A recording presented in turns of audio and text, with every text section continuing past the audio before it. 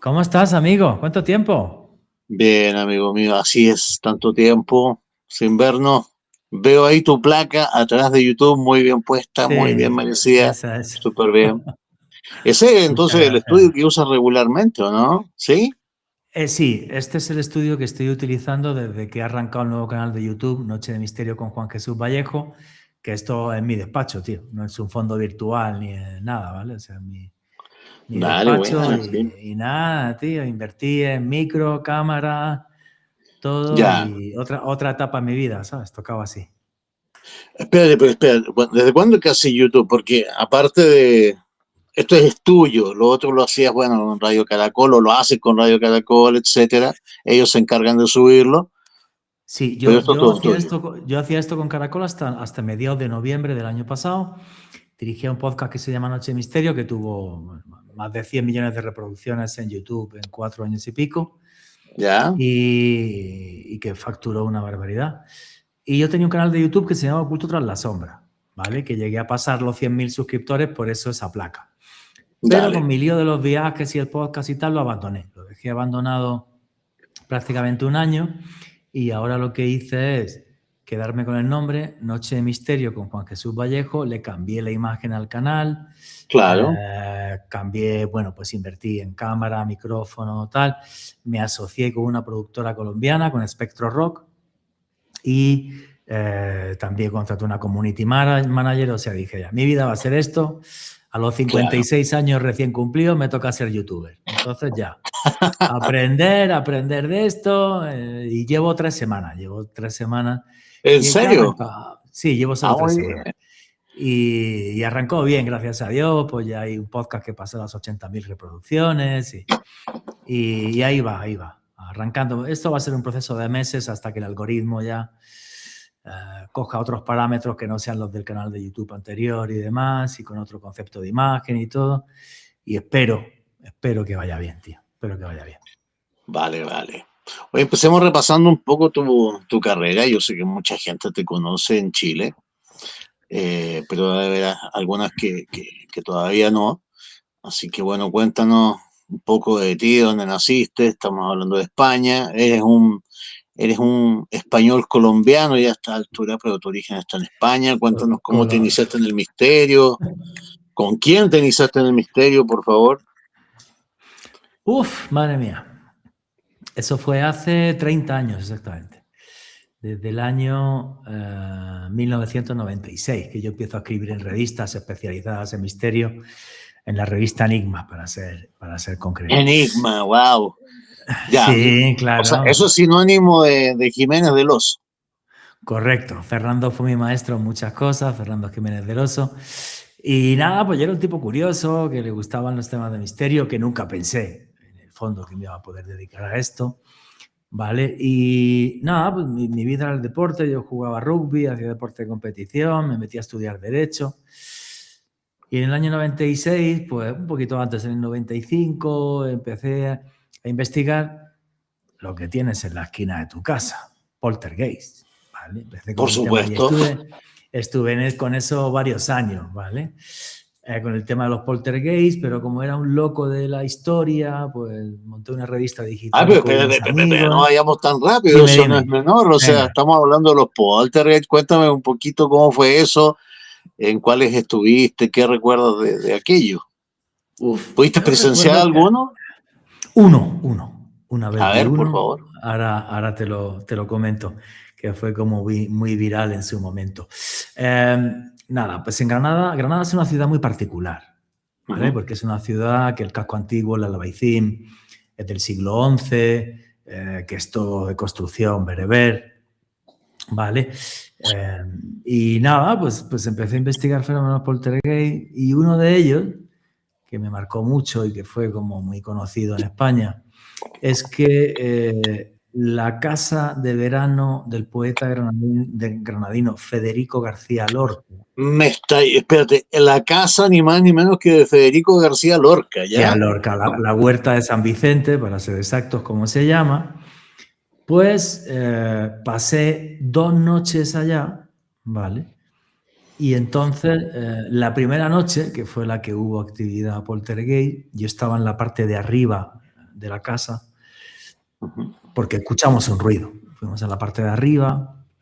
La casa es una casa museo, hay obras de Dalí y tal, entonces todo está como muy cerrado herméticamente para controlar la temperatura de las obras y tal y esto. Y nada, tío, estábamos arriba y de repente escuchamos un ruido abajo. Ya. Y yo iba con el guardia de seguridad, otro compañero más, y cuando bajamos, es el único fenómeno poltergeist que he visto en mi vida, la mecedora de enfrente de la puerta, está una puerta, aquí está la escalera y a la derecha estaba la mecedora, y luego en la cocina había aquí como una tabla para poder pasar alimentos al comedor. La mecedora se estaba meciendo sola como si hubiera alguien, tío. Eso Wow. me impactó una barbaridad. El guardia jurado se puso súper nervioso, la paró, ¿vale? Se quedó quieta, pero sí me dejó en shock, tío. Sí, aquello sí me dejó en shock. Luego estábamos también otra vez moviéndonos por diferentes partes de la casa. Subimos, esa tabla que te he dicho estaba cerrada y otra vez al bajar alguien la había abierto. Y no hizo ningún ruido. Absolutamente. Y eso pesaba un carajo, porque era madera antigua y tal. No hizo ningún ruido. Y esa es la única vez en mi vida que yo he presenciado fenómenos poltergeist. Que es un shock tan grande que en ese momento dices, joder, leche, esto es real. Ya no es que me lo cuenten Sí. o obtenga psicofonías, obtenga registros de voces del más allá que tienen sentido. La primera psicofonía que yo obtengo en mi vida, he obtenido un par de ellas muy curiosas, ¿no? Pero para que la gente se entienda, cuando haces psicofonía vas haciendo preguntas, pues por si aquello que hay allí te responde con sensatez. O sea, si yo digo, ¿cómo te llamas? Y me respondes un bocadillo de calamares, pues no hay tal. Y es curioso, porque yo estaba en el edificio del conservatorio, el conservatorio de la ciudad de Granada. Estaba con un equipo de televisión de Canal Sur, que fue muy chistoso, y dejé una grabadora y yo hice varias preguntas. Y una de las preguntas es, ¿cómo te llamas? Y salió una voz que decía, Pedro. Eso es la primera, eso también me dio un shock del carajo. Y otra psicofonía que recuerdo Ya. muchísimo, si consigo el vídeo te lo mando ahora. Creo que lo tengo en el celular. Que esa fue muy chistosa, muy curiosa. Yo estaba en un antiguo hospital de tuberculosos abandonado, en la Sierra de la Alfaguara, en Granada. Muchos años después, yo ya vivía en Madrid, había hecho otras cosas. Ahora, si quieres, hablamos de eso. Y estábamos con un equipo así de grabación enorme de la tele para el programa Cuarto Milenio. Y a mí se me ocurrió preguntar, ¿qué se ve desde el otro lado? Y hay una voz que me Wow. responde, a usted. Maravilloso. Entonces fueron experiencias que me marcaron mucho, que me Sí. encantaron. Recuerdo aquella época, bueno, pues con muchos sentimientos entrañables, ¿no? Del investigador que comienza y te enfrentas a lo paranormal y todas estas Sí. cosas, a la vez que en paralelo empecé con el tema de los enigmas y misterios de la historia, porque yo me quería recorrer el mundo, ¿vale? Entonces me hice un proceso de eso, me fui a Madrid a estudiar realización de cine y televisión, dirección de cine y televisión, y mi vida cambió. Y aquí estoy, en Bogotá. Pero si quieres te lo cuento porque mi vida es un poco curiosa. Es un poco curiosa. Mira, vamos a ir pimponeando tu vida, obviamente que con temas, tu opinión respecto a fenómenos, a temas y eso. O sea, no puedo evitar preguntarte cuál es tu opinión personal respecto a todo este proceso de desclasificación OVNI. Primero que todo, porque a mí me llama mucho la atención el desdén con que el mundo ya ha tomado este asunto. Estamos viviendo otros tiempos, ¿ya? Parece que somos menos impresionables o menos crédulos, no sé, pero esta desclasificación que en otros tiempos habría significado, qué sé yo, mucha opinión, mucha controversia, mucho debate, hoy día pasa casi inadvertida, o sea, incluso, Eso, no eso, sé, tiene muchos matices, eso tiene muchos matices. A ver, cuando Donald Trump, te caiga bien o mal, yo no voy a entrar en eso ahora, dijo el tema de la desclasificación, porque Barack Obama también además soltó que yo pregunté por esto y en los cielos hay cosas raras, ¿vale? O sea, eso fue como un shock. Esto es una historia que arranca realmente en diciembre del año 2017, cuando se filtran 3 vídeos del Pentágono, que lo filtra Luis Elizondo, sale a la luz que hay una oficina de investigación de OVNI desde el año 2002, con un presupuesto de 22 millones de dólares, que a mí me dan la mitad, 11 millones, y te lleva un extraterrestre posado a tu casa. 22 millones de dólares, ¿vale? Yo por uno, yo por 1 millón. Sí. 1 millón y los otros 10 nos gastamos de fiesta, no te preocupes. Eso.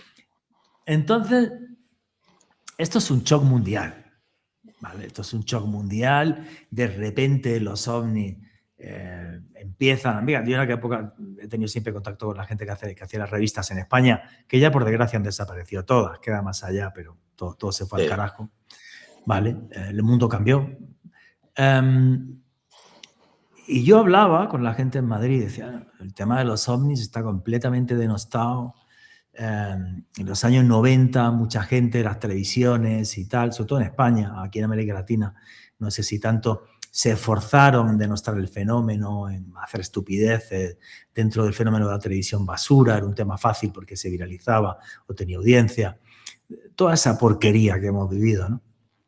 Y de repente esto en el año 2017 es ¡bumba! Una bofetada. Oye, que hay vídeos que están sacando cazas de combate de este tipo de objetos, pero tenemos los testimonios de los pilotos.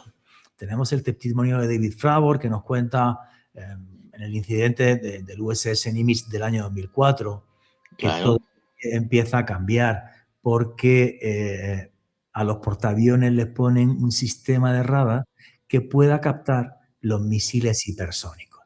Misiles hipersónicos que pueden alcanzar, no sé, un montón de más, hasta 8 o 10.000 kilómetros, y que nunca se han utilizado para intentar fastidiar una tropa, o sea, una flota militar. Entonces, pues eso supuso un problema y empezaron a ponerle radares contra esos misiles hipersónicos a los buques. Vale. El USS es un portaaviones nuclear, ¿vale? Que para que la gente se haga una idea, pues es un portaaviones que tiene, no sé, 1.000 o 2.000 pasajeros, es una barbaridad, no pasajeros, personas que trabajan ahí, y que además no es que vaya solo por el mar, o sea, va rodeado de destructores, o sea, estás hablando de una potencia de ataque absurda, o sea, ridícula, ¿vale? No es para que les toquen mucho las pelotas a esta gente, ¿me entiendes? Ahí, enfrente de las costas de Estados Unidos, o sea, no se andan con muchas tonterías. Y lo que cuenta el radarista del USS Nimitz, en el informe que luego se desclasifica y tal, antes de esta desclasificación, es que él en el radar empezó a ver una serie de ecos. Y unos ecos muy raros, porque le situaba un objeto como a 8 o 10.000 metros y luego, un segundo después, al nivel del mar. Qué gato tan lindo tiene. Y, él pensaba, oye, como es un radar nuevo, pues será un fallo del radar o algo. Y entonces le dijo a David Fravor, oye, mira, me acaba de pasar esto, que he tenido un eco aquí, y tú estás cerca, vete para allá por si ves algo, que no creo que sea nada. Esto tiene que ser un fallo de ajuste tecnológico, algo esto no es normal. Y David Fravor lo que cuenta es que él va con ese F-18, que esto es súper importante. Fíjate cómo ha cambiado todo esto, la interpretación que tenemos del fenómeno OVNI. Va con el avión, dice que mira a la izquierda hacia el mar y ve un objeto tan grande como un Boeing 747 que va por debajo del mar, tan grande que hace que el mar se perturbe. O sea, como un submarino enorme. Wow. Y encima un objeto de unos 2 metros de diámetro que tenía forma esférica que va volando a la vez que el otro va por debajo del mar. Él dice que gira el avión en picado, pues para verlo bien y tal, y que conforme gira, el objeto que va por debajo del agua se sumerge y el otro, ¿vale? El pequeñito, el que tenía 2 metros, ¡bum!, sale disparado a una velocidad que dice, bueno, o sea, no le sigo ni tal. Y justo en ese momento el radarista le dice, me ha salido un eco en tal otro sitio. Que ahí es cuando David Fravor dice, me voy para el portaaviones y manda un avión que tenga cámara para grabarlo, que es el famoso vídeo del tic-tac, que está quieto, ¿vale? Lo tiene un F-18, lo tiene entre unos corchetes, que eso significa que lo tiene bloqueado. Sí, o sea, el F-18, esa cámara lo que lee es temperatura, es una cámara de infrarrojo, ¿vale? El objeto lo puedes ver o no lo puedes ver, pero te lo capta la cámara. Y entonces lo bloca porque le puedes disparar. Si quieres le metes un pepino, ¿vale? Que es cuando hace así, súper rápido, chum, y se va.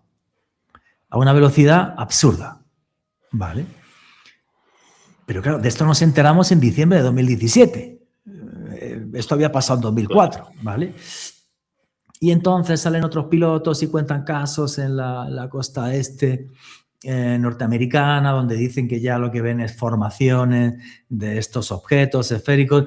Está el otro famoso vídeo, que es el de un objeto que está moviéndose por el aire y luego rota y gira. Sabemos que ese objeto tenía 11 metros de largo, porque está bloqueado, le pueden disparar, y te dice el aparato, oye, claro, nunca habíamos grabado ovnis con esa tecnología. Nunca. Que resulta que son invisibles muchas veces, que solo los puedes ver cuando tienes una cámara infrarroja, como el caso de Aguadillas en el año 2013, no sé si lo sabe, que es igual un avión militar que está y de repente ve, es como si fueran 4 esferas unidas, ¿vale? Que pasa pero no se veía, lo veían por el infrarrojo, ellos no lo veían. Sí. Y pasa tranquilamente por encima del aeropuerto, da una vuelta, se mete en el agua, ojo al detalle este, el agua, y a los segundos salen dos objetos y se meten. De locos, tío. Y sí, una de las cosas súper locas de ese vídeo es que ese objeto va como a 80 kilómetros por hora, tío, ¿vale? Y cuando se mete en el agua no salpica ni impacta. Es una cosa rarísima, tío. Entonces, estamos teniendo una serie de información y de registros que nunca antes habíamos tenido. El caso de Aguadillas. ¿Y por qué dices ojo con el agua? ¿Estás pensando lo mismo que estoy pensando yo? Que quizás esto tiene más de terrestre que extraterrestre, ¿o no? Porque a lo mejor estamos mirando las estrellas y teníamos que mirar debajo de los océanos. Por supuesto, sí. Mira, para serte franco, hace mucho tiempo ya que creo en aquello. Sí, o sea, entonces, esto no puede explicar... A mí Salvador Freixedo me cambió el panorama, me lo cambió hace mucho tiempo. Así Qué buena persona era Salvador. Tío. Eso te iba a decir, tú conociste a Salvador Freixedo. ¿Cuáles son los entrevistados que más te han impresionado? Yo nunca entrevisté a Salvador. Yo a Salvador Freixedo lo conocí en Valencia, haciendo unos programas de televisión que se llamaban La Otra Realidad, los podéis buscar en YouTube, están por ahí colgados, que eran con Fernando Jiménez del Oso. Y coincidí con él en el hotel, para mí fue un honor conocerlo y tal.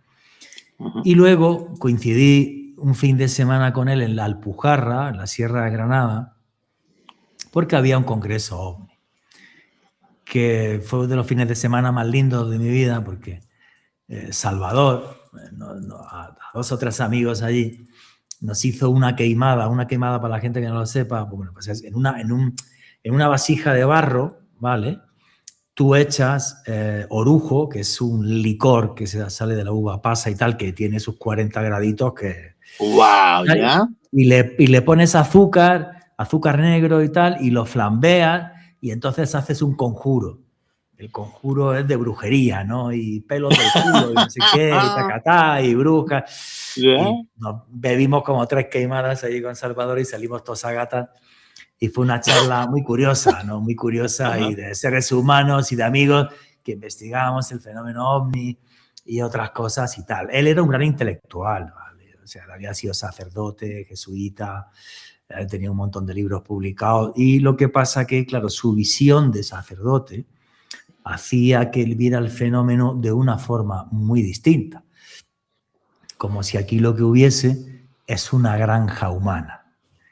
Que era como su gran teoría. Cuidadito con esto, que nos está manipulando nuestra historia y no tenemos claro cuáles son sus intenciones. ¿Vale? Y tal, pero sí, fue muy curioso aquel fin de semana con Salvador Freixedo. Qué tiempos aquello, madre mía, hace ya 25 años. Sí. Sí, sí. ¿Y cuáles Sí, son sí. tus grandes entrevistados? Entonces, ya Salvador fue tu amigo. No, ¿Cuáles serían mira, tus entrevistados preferidos? no, o sea, a ver, el tema ahí es el siguiente. Mira, cuando yo llego a Madrid en el año 2029, pero antes ya en el 2028, bueno, yo conocí a Fernando Jiménez del Oso, a la vez también empiezo a hacer cosas con JJ Benítez, vale, si quieres te lo cuento porque esto es muy largo, ¿vale? Empiezo a hacer cosas con Juanco Benítez y tal, y Fernando Jiménez del Oso me llama para hacer La Otra Realidad, que hago varios programas, hago varios guiones y aprendo a escribir para televisión con él. Fernando, para la gente que no conozca a Fernando Jiménez del Oso, Fernando Jiménez del Oso es la persona que en España, en los años 70, arranca a hablar de temas de misterio, y es un tipo que es psiquiatra, que además era un súper buen No, psiquiatra, no era cualquier claro, no, y no estamos era, hablando no de que era. era el hombre contenido, el hombre que se contenía, tú tenías que convencerlo al de tu rollo, ¿ah? Ese era como su rol de Sí, divulgador. porque empezó a hablar de misterio con una seriedad y tal, historias, y luego le pasa que Fernando no solamente era un gran orador. Mira, le recomendaría a la gente que leyera las columnas que escribía Fernando en la revista, que se llamaban Y digo yo, ¿vale? Ujú. O un relato que yo leí una vez de Fernando que me encantaría recuperarlo, que era buenísimo, que era la historia de un sillón, ¿no? Con su componente Wow. erótico y todo. Fernando escribía súper bien y dibujaba muy bien. Mira, para que vea, te voy a enseñar algo.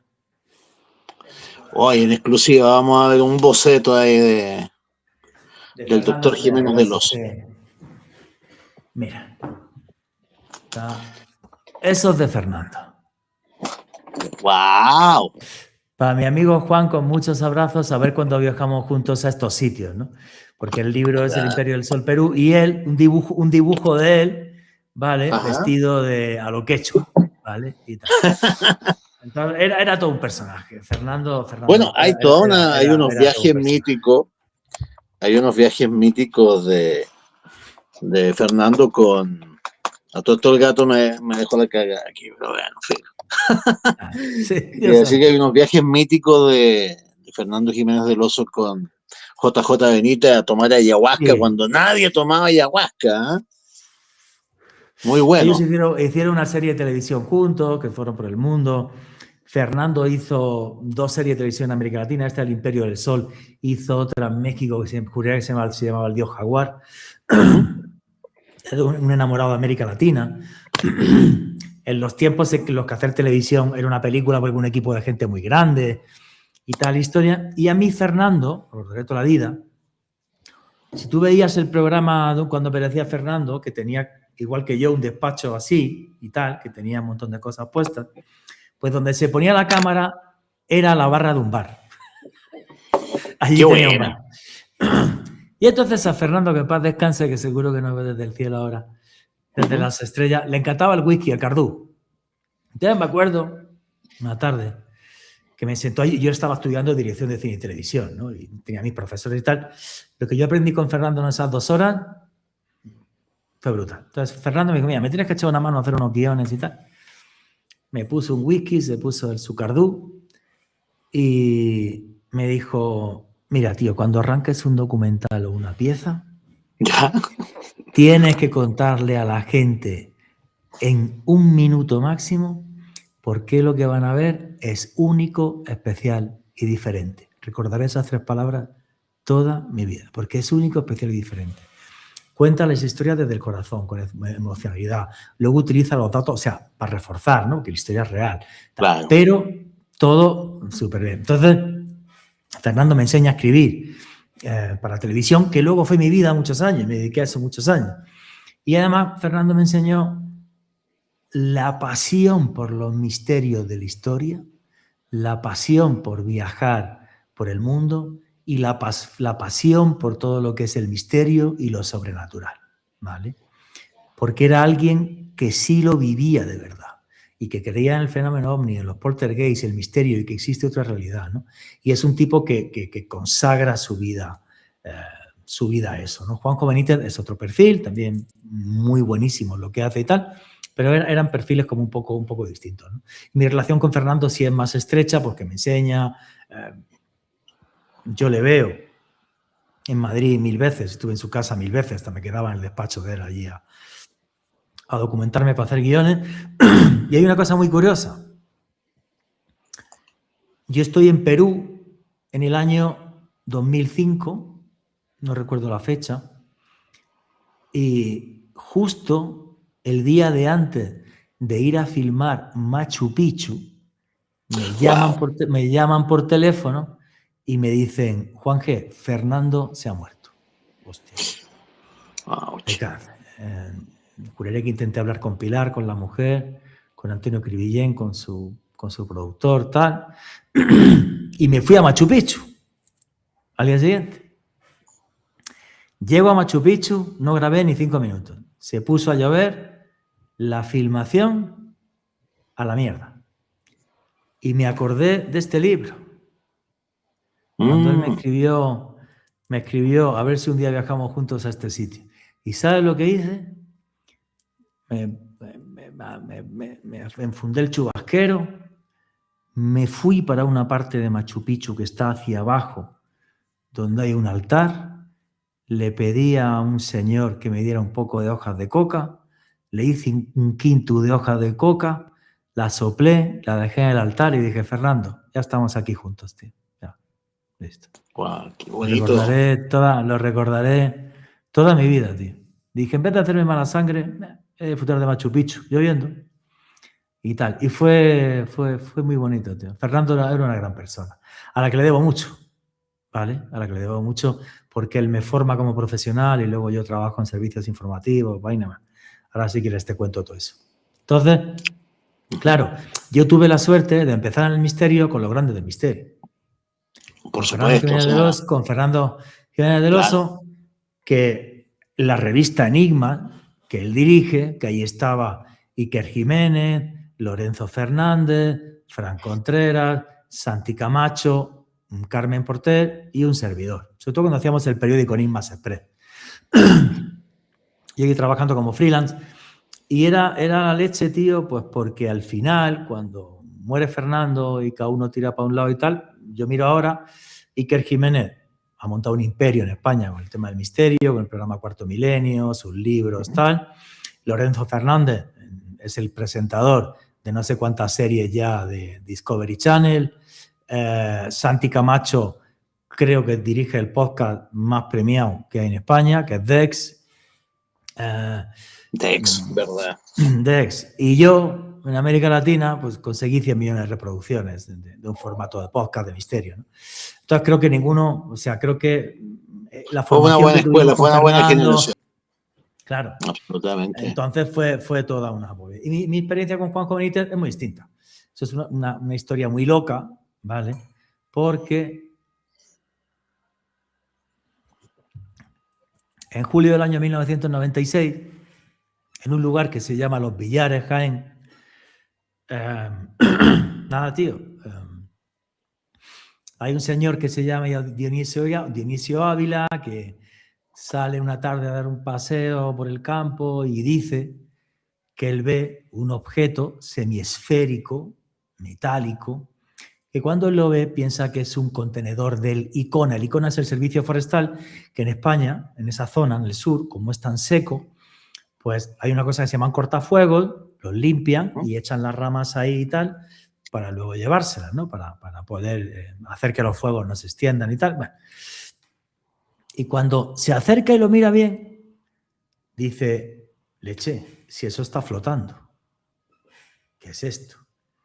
Cuando se acerca, dice que ve 2 mujeres y un hombre, pero además me dice así, ni extraterrestres ni nada, dice, porque lleva unos trajes ajustados y a la señora se les notaba la cosa y al hombre también, ¿me entiendes? Sí, Dionisio así de ajustado. Claro. Sí, va muy ajustado y eso se veía ahí la cosa, ¿me entiendes? Y que él intenta hacerle como una pregunta de ¿qué hacéis aquí? ¿Qué vaina es esto? Y que de repente de la nave sale lo que él llama un lucerillo, una esfera de luz que le cae a los pies, se agacha, es una piedra con unas inscripciones y que cuando levanta la cabeza, allí no hay nada. se muere de miedo y sale corriendo como alma que se lleva el diablo. Esa noche, en la provincia de Jaén, se grabó un ovni, hay una filmación de un avistamiento ovni brutal, una esfera que se va moviendo, de luces que van cambiando, bueno. Y entonces allí fueron Lorenzo Fernández y Iker Jiménez a hacer un reportaje para la revista Enigma, cuando las revistas tenían dinero y yo me iba a hacer reportajes también. Madre mía. Qué tiempo, tío. Sí. Hoy parezco un abuelo cebolleta aquí, ¿vale? Y... Ya somos dos. Ya somos dos. Ya mucha honra. Y nada, tío, viene Lorenzo Fernández a Granada, a mi ciudad. Me acordaré todavía, era un bar que se llamaba La Blanca Paloma, creo que ya no existe. Estábamos ahí tomándonos una cerveza. Me dice, tío, vengo de investigar un caso ovni que no te puedes creer. Juanjo Benítez está como loco con esto. Y es una piedra que tiene un grabado y en medio lleva palo, cero, palo. Y el testigo, Dionisio Ávila, dice que el objeto hemisférico metálico tenía unos símbolos que eran palo, cero, palo. Y me los dibuja una servilleta. Por eso yo en mi libro, Historia de una servilleta para ver. Y le dije, tío, yo sé lo que es. Hace una semana me han hecho los mismos garabatos en otra servilleta de papel, pero en un bar, en vez de un bar, un pub, que se llama Oro. Un amigo mío que se llama Saad, que es marroquí, y me dijo que eso es alfabeto tifinag. Ah, tío, tú estás loco, no sé qué. Digo, macho, ¿qué me ha pasado? O sea, es que es muy casualidad que hace una semana que me pasa esto, no sé qué. Bueno, y le mando una carta a JJ Benítez al apartado de correo. Estoy un día allí con mi perro Bilbo, que en paz descanse. Cuánta gente que me rodea ya no está aquí, madre mía. Y era cuando los celulares, ¿te acuerdas? Que eran como un zapato de grande y tal. Yo tenía uno de esos. Absolutamente. Sí. Y que era un Nokia que te lo tiraban en la cabeza y te mataba, tío. Y tal. Y cojo el celular, que soy Juan José Benítez, yo me quedo flipado. Hostia, Wow. Como si me llamara Jesucristo, ¿me entiendes? Absolutamente, absolutamente. Y entonces me dice Juanjo, esa historia me interesa, la semana que viene voy a Granada y te invito a almorzar. Pues llega Juanjo Benítez a Granada, me enseña la foto de la piedra y tal, y digo, bueno, pues a ver, a mí me ha pasado esto con la servilleta. Ahora, ¿esto es escritura bereber, sí o no? Podemos hablar con alguien de la Fundación Euroárabe, ¿vale? Y que nos diga si esto es o no una escritura bereber, porque en la piedra aparecían 3 palabras. ¿Quieres verlo? Tengo aquí atrás. ¿Quieres verlo? A ver, vamos.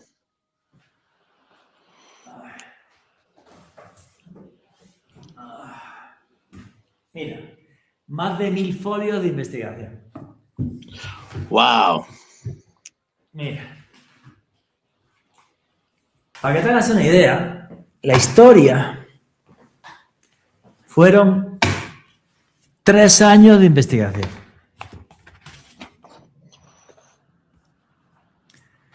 Mira.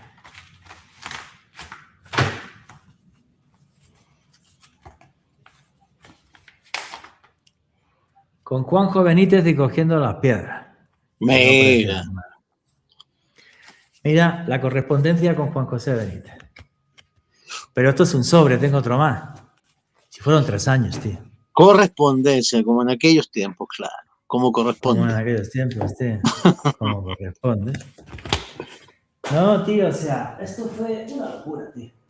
Y empecé, mira, más cartas de Juanjo por todos lados.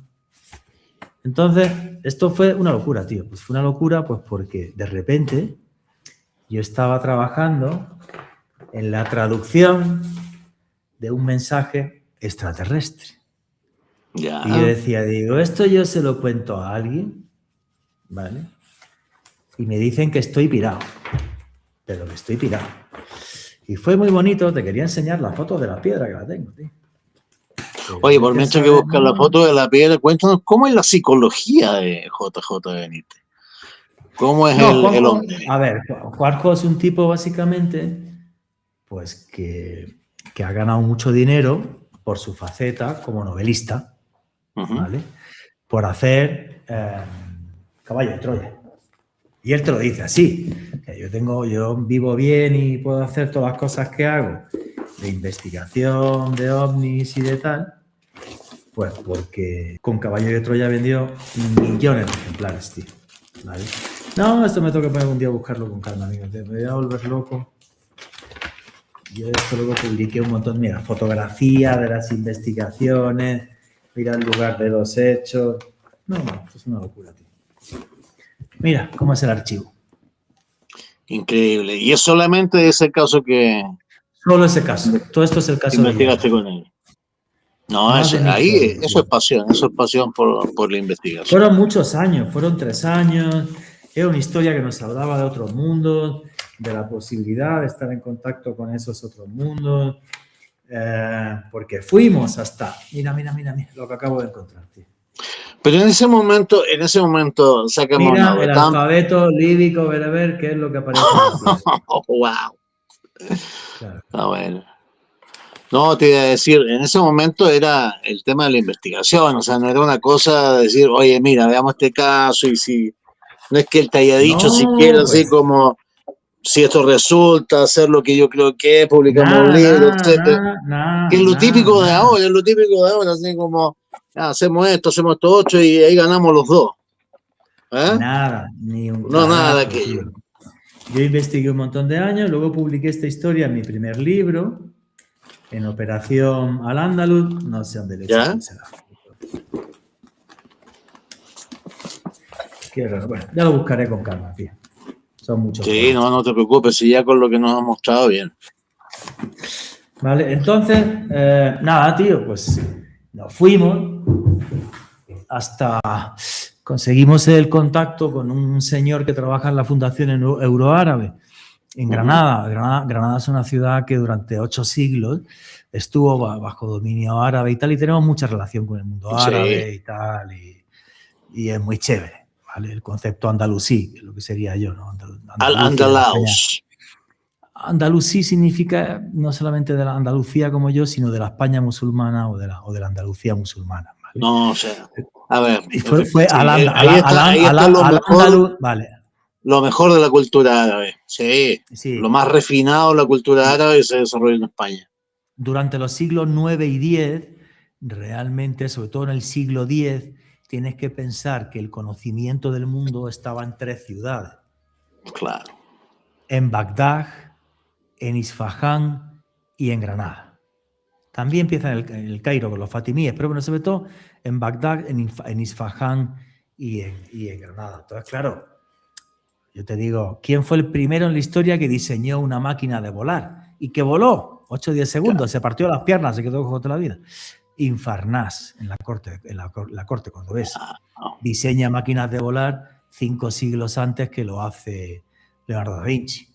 Entonces, no, tiene una cultura... Que no se quebró las piernas todo esto, sí. No, de las hecho, piernas se le quedaron, lo dibujó, pero no lo intentó. Él se hizo como una especie de ala delta. No, sí, voló. Delante de toda la corte, tío. Claro, como unos 10 segundos, dicen. ¿Vale? Él hizo una especie de ala delta con seda y plumas de águila y tal. Y tiene monumentos en el mundo. Infarnás ahora se ha hecho conocido y tal. Porque fue el primero que voló, ¿vale? Lo intentó y diseñó máquinas de volar, se metió un tortazo que acabó cojo, pero lo hizo, ¿vale? Entonces, pues bueno, es una cultura muy, muy fascinante. Entonces, pues fuimos a ver al tipo de la Fundación Euroárabe, que se fue muy chistoso.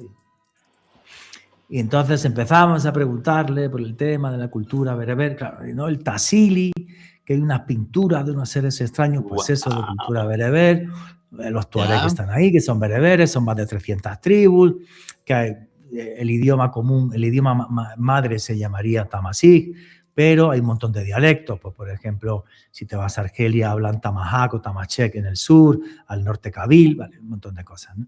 Nos explicó todo esto, nos quedamos flipados. Y hay un momento en el que llaman que Juanjo le muestra una foto de la piedra y dice, oiga, ¿el palo cero palo es una palabra bereber? ¿Sí o no? Vamos a ver ¿Ya?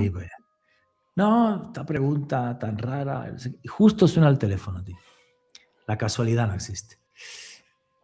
Se levanta el man, coge el teléfono Se gira Juanjo a la derecha y el tío tenía un póster enorme de una losa que hay en el Museo de Rabat. Y justo en el centro, adivina qué símbolo lleva. Palo, cero, palo. Y llega Wow. Juanjo Benítez, se levantó y le arrancó el póster de la pared. Y le dice, y el tipo colgó el teléfono y dijo, pues tiene usted razón. Palo, cero, palo es una palabra bereber, sí o sí. Wow. Más tarde descubrí que significa ellos o de ellos. ¿Vale? Entonces, bueno, eso fue una historia larguísima que fue muy bonita.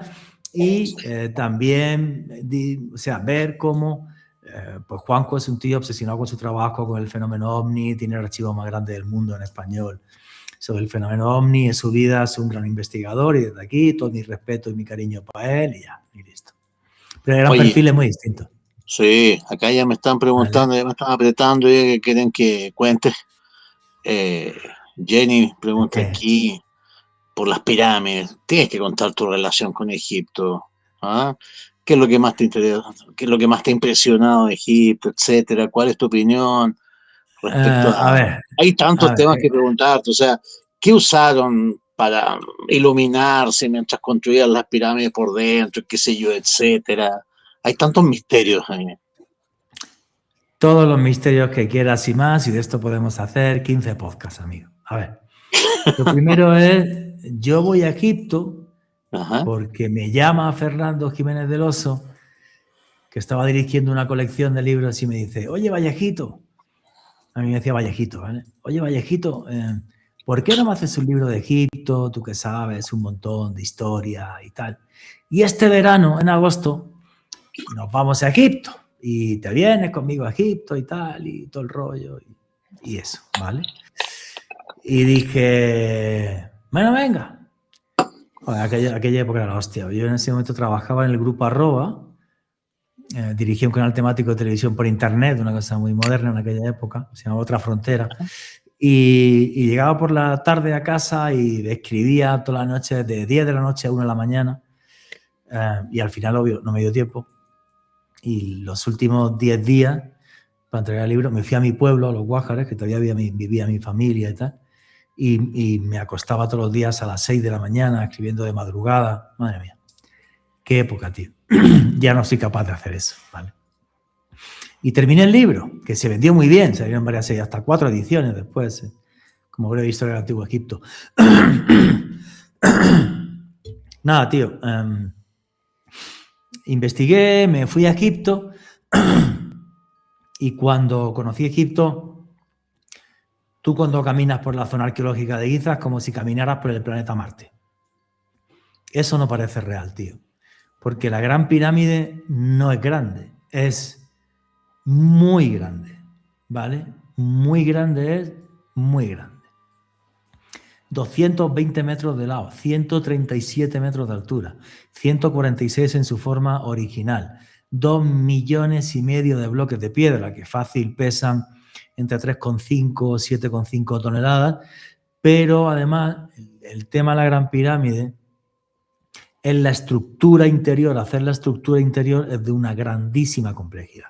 Eso te da a decir, o sea, sí, es muy ahí, claro, se puede conversar, podemos debatir respecto al exterior de las pirámides, dígase los bloques, si es que recibieron ayuda, si no recibieron ayuda, pero lo de adentro ya es cosa distinta. Ahí ya, en el fondo, ¿cómo es posible que no haya ninguna marca de humo?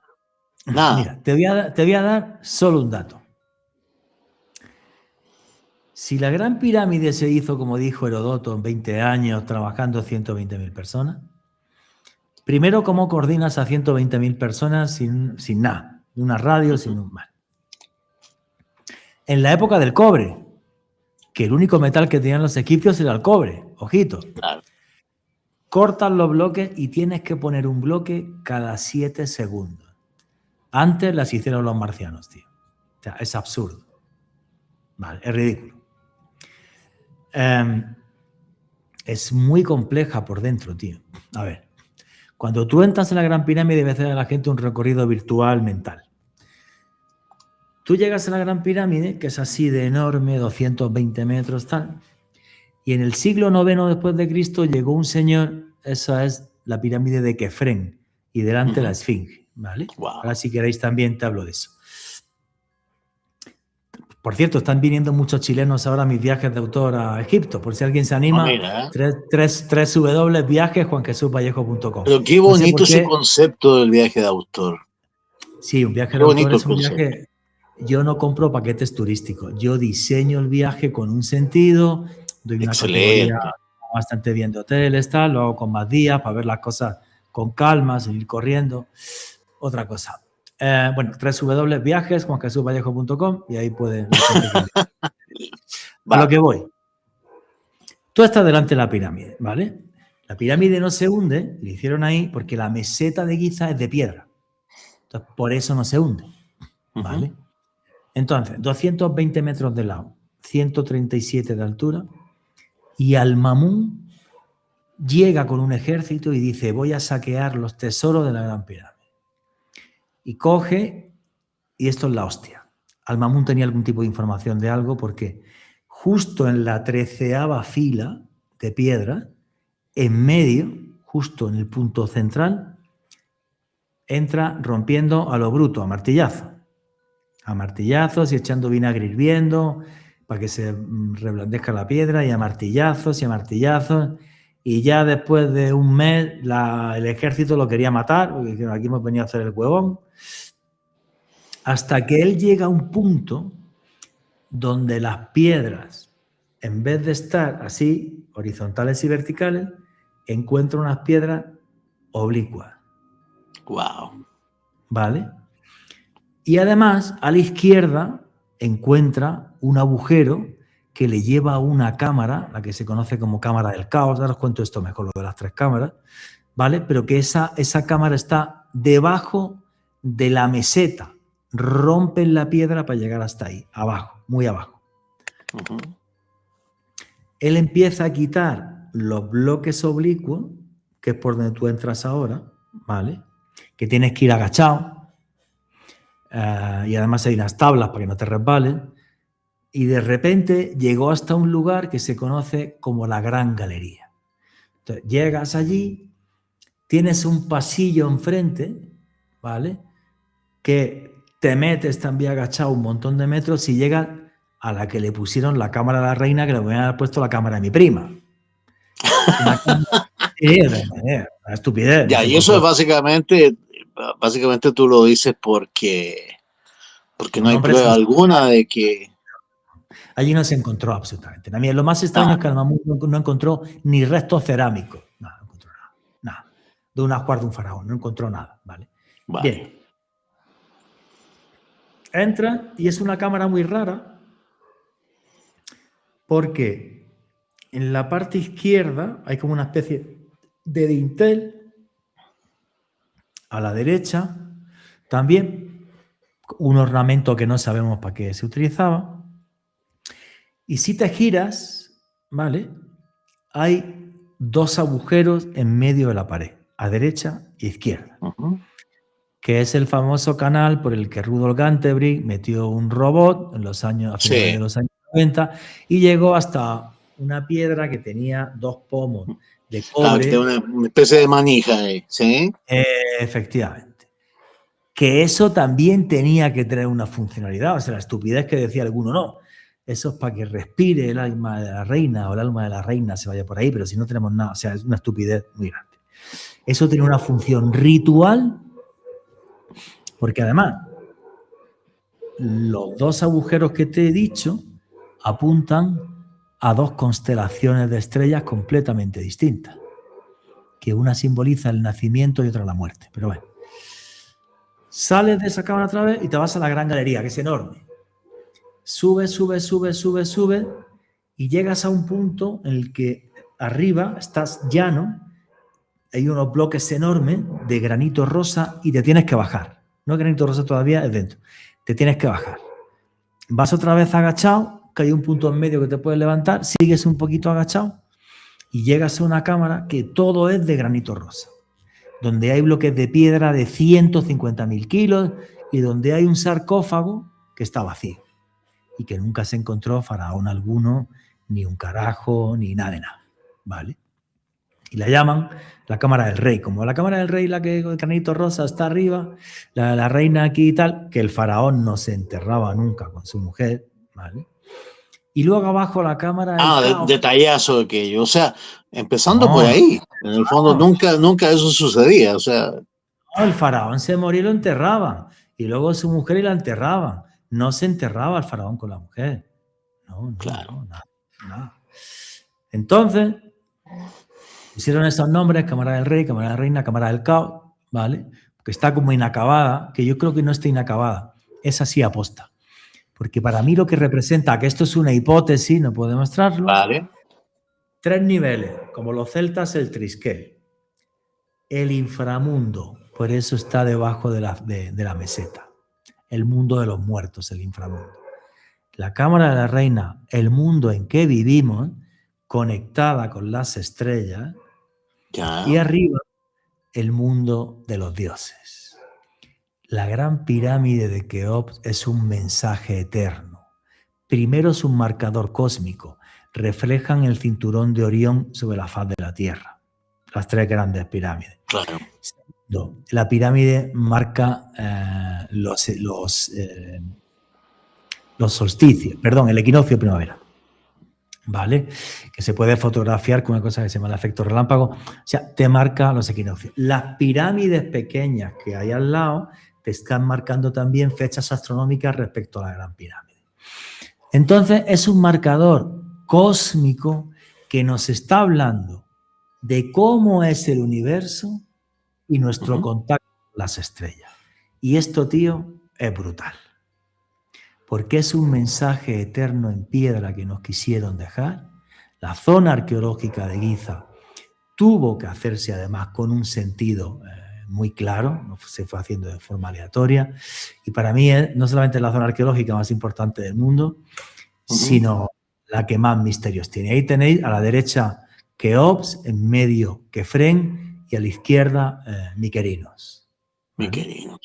Miquerinos que está de granito rosa. Sí. Oye, ¿y qué opinas respecto a la tecnología antigua?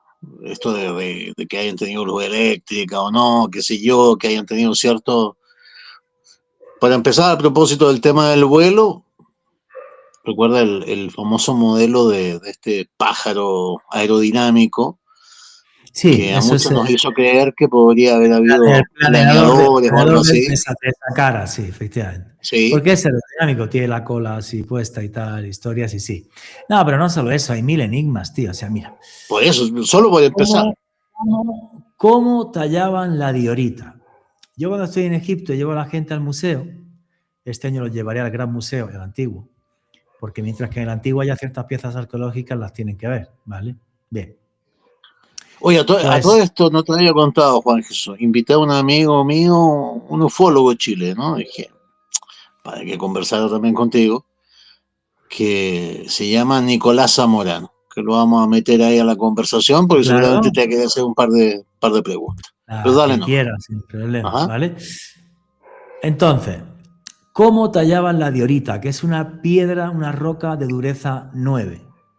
Cuando lleva a la gente a ese museo, hay una estatua del faraón Kefren hecha en diorita, que le ven las uñas, los párpados, con una perfección increíble. Wow. No vas a ver algo igual en ningún lugar del mundo.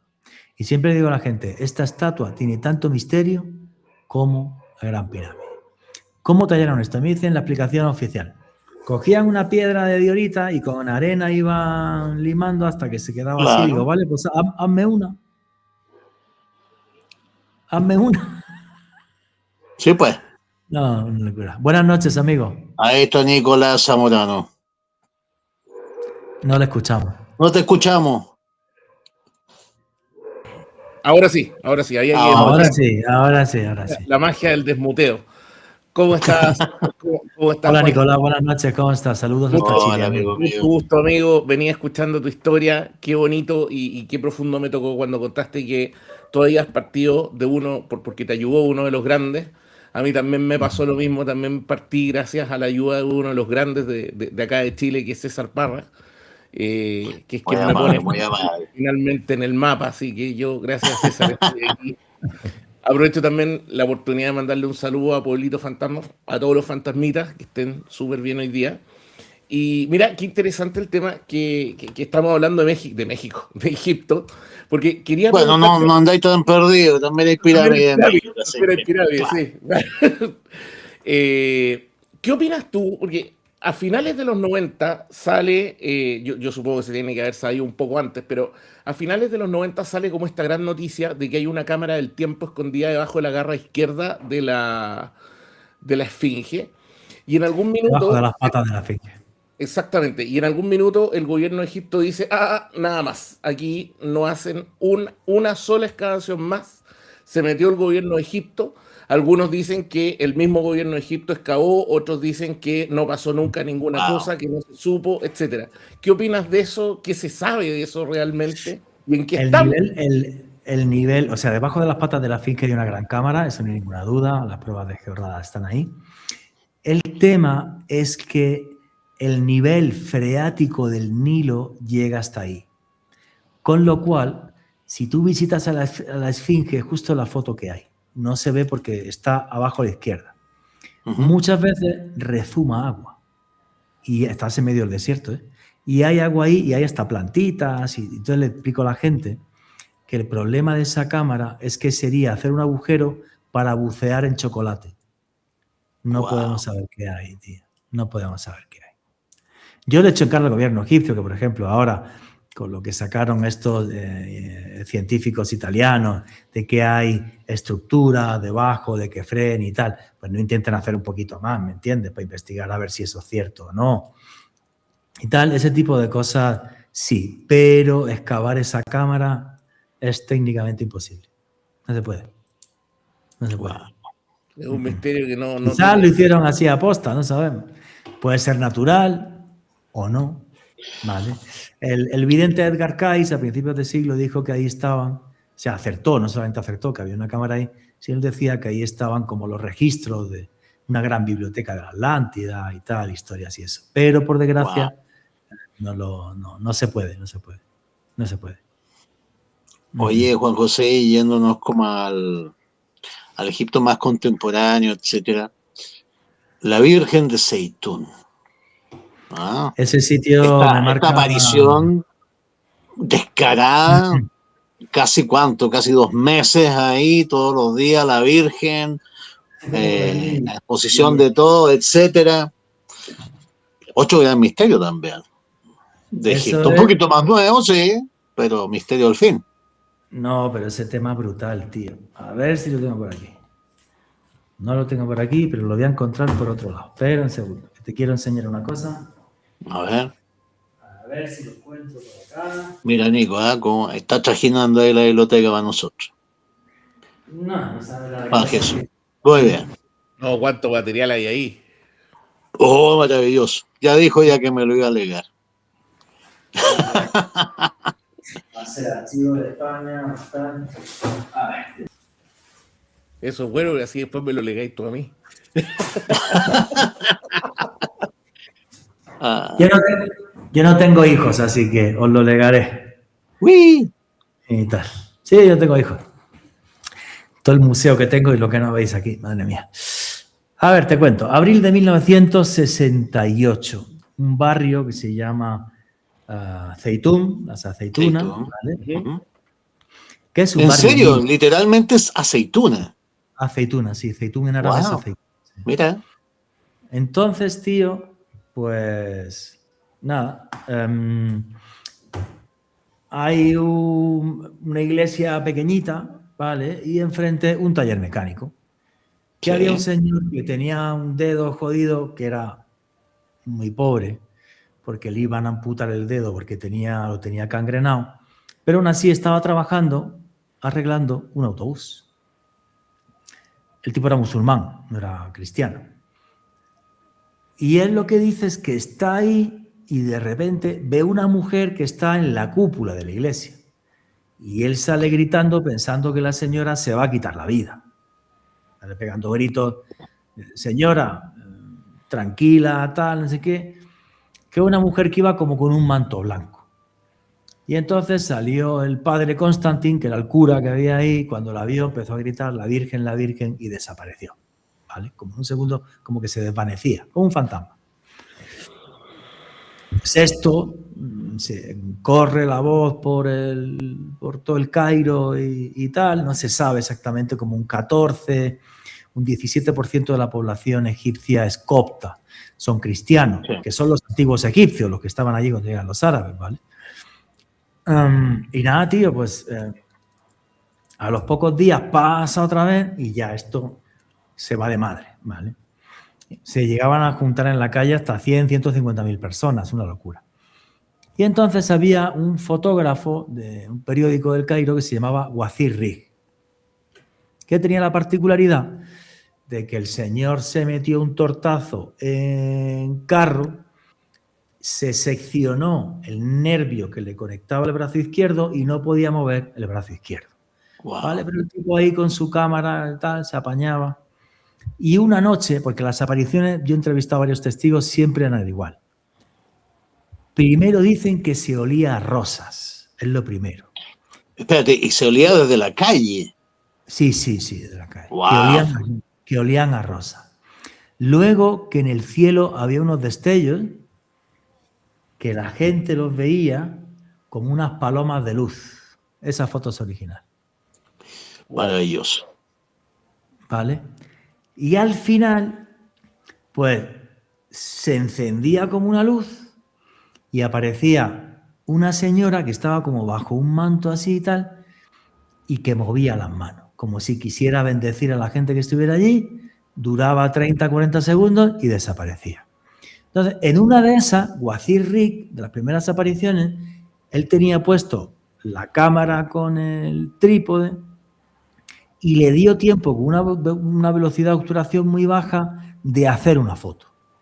Que el que sepa de fotografía, pues con una cámara, con un objetivo en el año 1968, esta es la famosa foto de Wazir Rig. Ese borrón blanco que se ve ahí. Esta foto apareció en The New York Times. Sí. Entonces se lió ya la mundial. El Vaticano mandó gente a investigar, nadie encontró fraude. Nasser, que era socialista, pues estaba que se subía por las paredes.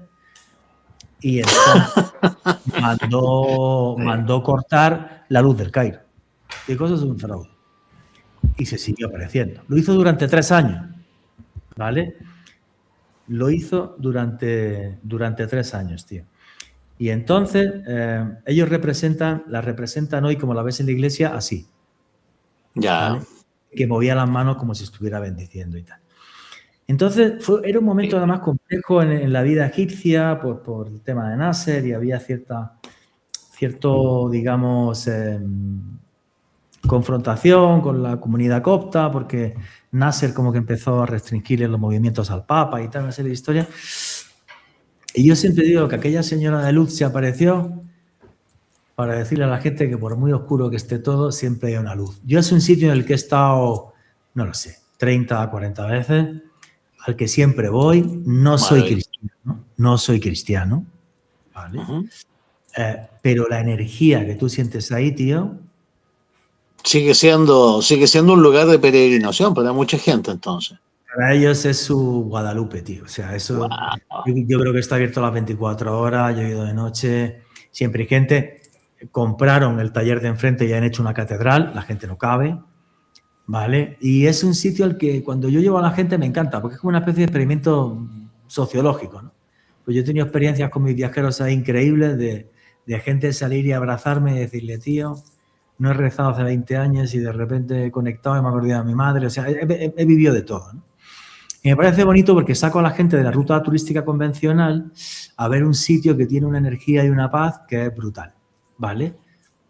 Les hablo de paleocristianismo, porque van a haber símbolos en la iglesia que son anteriores al cristianismo que inventa Constantino, ¿vale? Donde en vez de la cruz, el símbolo de los cristianos era el huevo de avestruz, ¿vale? Porque la avestruz, la hembra de la avestruz, da la vida por sus hijos. Si quieres robar un huevo, mátala o cuando está, porque si no, el huevo de avestruz y otra serie de símbolos así curiosos y tal, porque la gente lo que no sabe es que el cristianismo como tal se desarrolla en Egipto, no en Roma.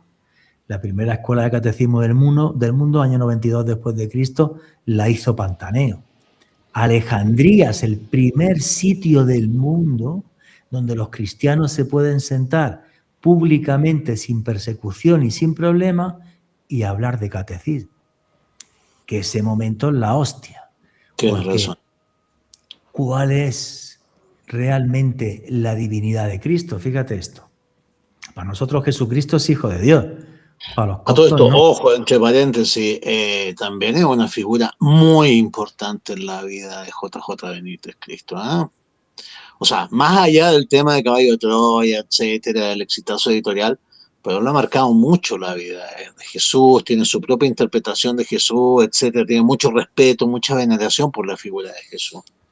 Porque Jesús era un tipo buena onda, tío, era un hippie de hace 2000 años que decía, a ver, dejar ya de mataros y tal, que lo mismo con paz hay amor y un poco de buen rollito, pues nos va mejor, tío, no le hagas a los demás lo que no quieres que te hagan a ti mismo, aunque esa frase no es de Jesús, es de un rabino anterior, pero bueno. Entonces, claro, tío, me parece... Mira, Nico te quería hacer unas preguntas sobre los templarios, pero antes yo quiero terminar de preguntarte, antes de que entremos al tema templario, se ha puesto mucho de moda el tema de para terminar con los milagros, el tema de los milagros eucarísticos, está como de moda. Se está hablando mucho el tema de que, bueno, hay muchas iglesias europeas y también en Buenos Aires. Sí, donde también eucarísticos y tal. Claro, que en el fondo músculo cardíaco, etcétera. De hecho, el tema de que la hostia se transforma en una especie de carne, y no en cualquier carne, músculo cardíaco, y que muchas veces la sangre, digas el vino, se transforma en coágulos o en sangre líquida. ¿Qué opinas de eso? ¿Te tocó investigar alguno? No, yo nunca he investigado ningún milagro relacionado con el tema eucarístico y tal. Respeto a todos los cristianos y a todos los católicos al 100%. Si tú ves en mi despacho un símbolo sagrado, es un Buda. No hay uno, hay varios. He vuelto del sudeste asiático ya súper budista, ¿vale? Pero te tocó, pero el tema de las reliquias como tal sí te tocó, ¿no? El tema de las reliquias. Sí, eso fui un loco, tío, sí. A ver, cuéntate una que te dé fiabilidad, porque tú sabes que en la Edad Media había mucho comercio de reliquias, etcétera. Escuché por ahí a alguien decir, si se juntaran todas las astillas de la verdadera cruz, de la vera cruz, mediría como 80 metros, así. ¿Eh? No, y aparte... No, la reliquia, a ver, la historia de la reliquia más importante de Cristo, ¿vale? Que es la cruz de Cristo, los clavos de Cristo, que esto lo encuentra la misma señora, Santa Elena, que era la madre de Constantino, el emperador del Imperio Romano, cuando en el concilio de Nicea se reúnen en el siglo IV y Constantino pone la plata. Claro que esto ya es una película. Que dice, venga, vamos a reunirnos todos los cristianos. ¿Cuántos papas hay? El de Alejandría, el de Armenia, el de Grecia, el de Roma, había como 6 papas, una cosa así, tal. El de Georgia, el de Siria. El de Tesalónica. Y claro, llega allí Constantino, y que esto es muy chistoso, y venga, vamos a hacer la Biblia, tío. O sea, vamos a tener un libro aquí. No se ponían de acuerdo con todos los evangelios que había. Y hay dos versiones de la leyenda, ¿no? Una que es que llegó una paloma, que era el Espíritu Santo, se puso encima de los 4 y ya está. Y la otra es que tenían todos los libros en una mesa, llegaron por la mañana y solo había 4 porque el Espíritu Santo tiró el resto. Y Constantino, que era muy listo, porque Constantino dijo, si tenemos el poder político, si Roma tiene el poder político, tiene que tener el poder religioso. ¿Y cómo tengo el poder religioso y lo demuestro? Teniendo la reliquia de Cristo. Y mandó a su madre, Santa Elena, que le dieron santa, y Santa Elena... Patrona de los arqueólogos, encontró los clavos de Cristo, la cruz de Cristo, el cartelito este del INRI y tal también, no recuerdo cómo se llama. Bueno, y no, la tumba de los Reyes Magos, y no encontró la braga de María Magdalena porque no la buscó, si no las encuentra, es ridículo. Ya. Completamente absurda, ¿no? Y que llega allí, que el tema de Jerusalén y Santo Sepulcro, a mí me encanta Israel, ¿vale? Es un país que adoro. Y el tema del Santo Sepulcro es la leche. Luego si quieres te lo comento, ¿no? Y cómo es Israel, y cómo Jerusalén. Yo cuando hago un viaje de autor a Jerusalén, le doy 5 días. No sabes la cantidad de cosas que hay que ver en Jerusalén, tío. Entonces, el tema este, tío, es que todas esas reliquias, desde el punto de vista, son falsas. O sea, Santa Elena las llevó sí o sí para Roma, porque así están en Roma. Yo en Santiago de Compostela tengo el deo de, no sé, de Santa Rita, ¿me entiendes? No, pero es que en Roma están los clavos de Cristo, amigo mío. Y tal. Entonces, el tema es ese. Para mí fue un fraude. No, yo me obsesioné con ciertos objetos. Yo quería ser Indiana Jones. Entonces, tío, yo he visto las pelis de Indiana Jones y yo flipaba con esto. Mi obsesión fue el Arca de la Alianza. ¿Me entiendes? No los clavos de Cristo ni nada de esto. Mi obsesión era el Arca. Porque estoy convencido de que el Arca refleja una tecnología antigua que a día de hoy no tenemos claro cómo funcionaba, pero funcionaba, tío. Generador Sí, nuclear. Que esto es brutal, claro, tío. O sea, Sí, cuando podría ser un generador. está Moisés ahí en lo alto del monte Sinaí, mira, también tengo un trozo de la zarza ardiente, así que te lo enseño. Ya, ¿en serio? Sí, porque De la allí está la verdadera. zarza que no la puedes tocar y cuando no estaba el cura salté y robé una hoja. Tío, la llevo aquí, mira. Qué bueno. Mira, aquí la llevo, tío. Mira, mira. Mira, debe estar sembrado la patilla. Habría tenido zarza Una hoja de la zarza. bendita. Ahí No, la, que la llevo en la billetera para que me dé suerte. ¿en serio? Sí. Qué bueno. Entonces, a mí me interesaba eso, tío. El tema del arca me parecía la hostia. El tema del Santo Grial también te puedo hablar. Pero bueno, el tema del arca me obsesionaba, ¿por qué? Porque era un arca, ¿vale? De madera de acacia, forrada con oro, que encima llevaba una tapa de oro con 2 querubines enfrentados y tal. La parte de arriba de la tapa se llamaba el propiciatorio. Y cuando la tribu de los levitas, porque solamente los levitas sabían activar el arca, en el propiciatorio se encendía en medio de los 2 querubines como una luz y por ahí hablaba Dios. Era un instrumento de transcomunicación. Wow. Pero claro, no solo eso, el arca servía como arma, por eso la buscaron los nazis. Una cosa que se llamó la Operación Trompetas de Jericó y la buscaron en Venecia y la buscaron en la ciudad de Tanis. Eso es real, ¿vale? Esa historia es real. Entonces, el tema del arca me fascinaba, ¿no? Y tú el arca, aparte de que, bueno, que era un arma, tío, y además era un arma que cuando la activaban los levitas, le decían al pueblo, tenéis que estar a 1 kilómetro, una medida en codos perfectas, casi como unos 900 y pico metros, ¿vale? Porque yo tenía un poder, tío, que arrasaba con todo, ¿me entiendes? Y tal. Y con eso destruyen los muros de Jericó, tocando fanfarria, con una vibración, ¿vale? Exacto. Entonces yo estoy convencido de que el arca reflejaba un tipo de poder antiguo. ¿Cómo le dan a Moisés las instrucciones del arca? Porque lo que dicen los israelitas es que Moisés se va y ven como unos resplandores y unas luces y no sé qué y tacatá, muy de fenómeno ovni, ¿no? Y luego construyen el arca, tío, y tiene esos poderes y tal. Y el arca se le sigue la pista hasta que llega a Jerusalén, ¿vale? Y cuando está en Jerusalén está claro que está en el templo de Salomón, en el Santa Santorum, claro, había sí. 3 objetos que estaban revestidos por el poder de Dios. El arca de la alianza, la menorá, un candelabro de 7 brazos. De 7 brazos, sí. Igual que el que tienen los judíos en su casa, que reflejaba la luz de Dios en la tierra, y un tercer objeto que era la mesa de Salomón o la mesa de los panes, porque ponían los panes para consagrarlos, entregarlos y tal, que tenía 5 patas de oro, y en esas 5 patas de oro estaba escrito el Sensemaforash, el verdadero nombre de Dios, que tiene 216 letras. Wow. Que solo podía recitar una vez al año el sumo sacerdote del Sanedrín dentro del Santa Santorum.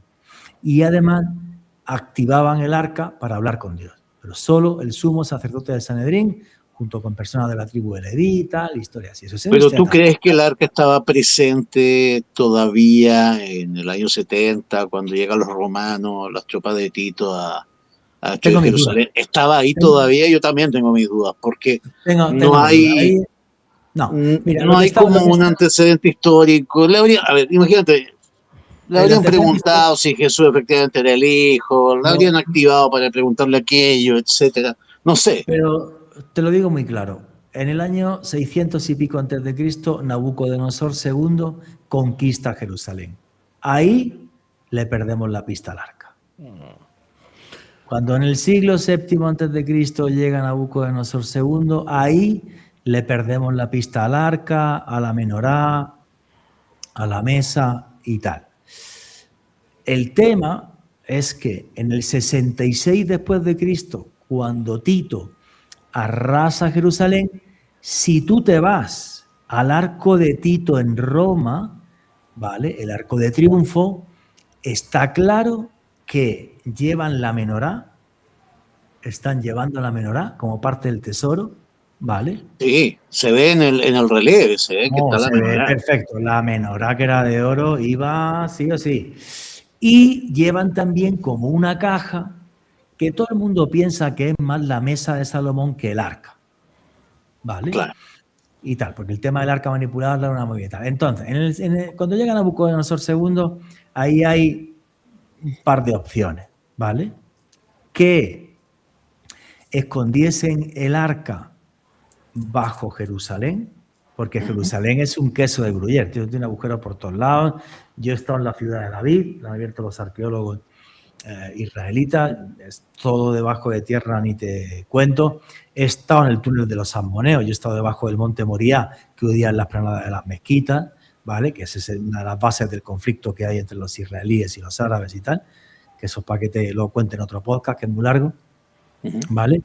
Y, o sea, una opción es, que es lo que piensan muchos rabinos, que la escondieron debajo del templo. El problema es que no dejan excavar, porque como está la mezquita de Al-Aqsa y el domo de la roca, la autoridad musulmana de Jerusalén, que es el mufti, no da permiso, ¿vale? Para excavar ahí. O sea, sigue ahí una opción.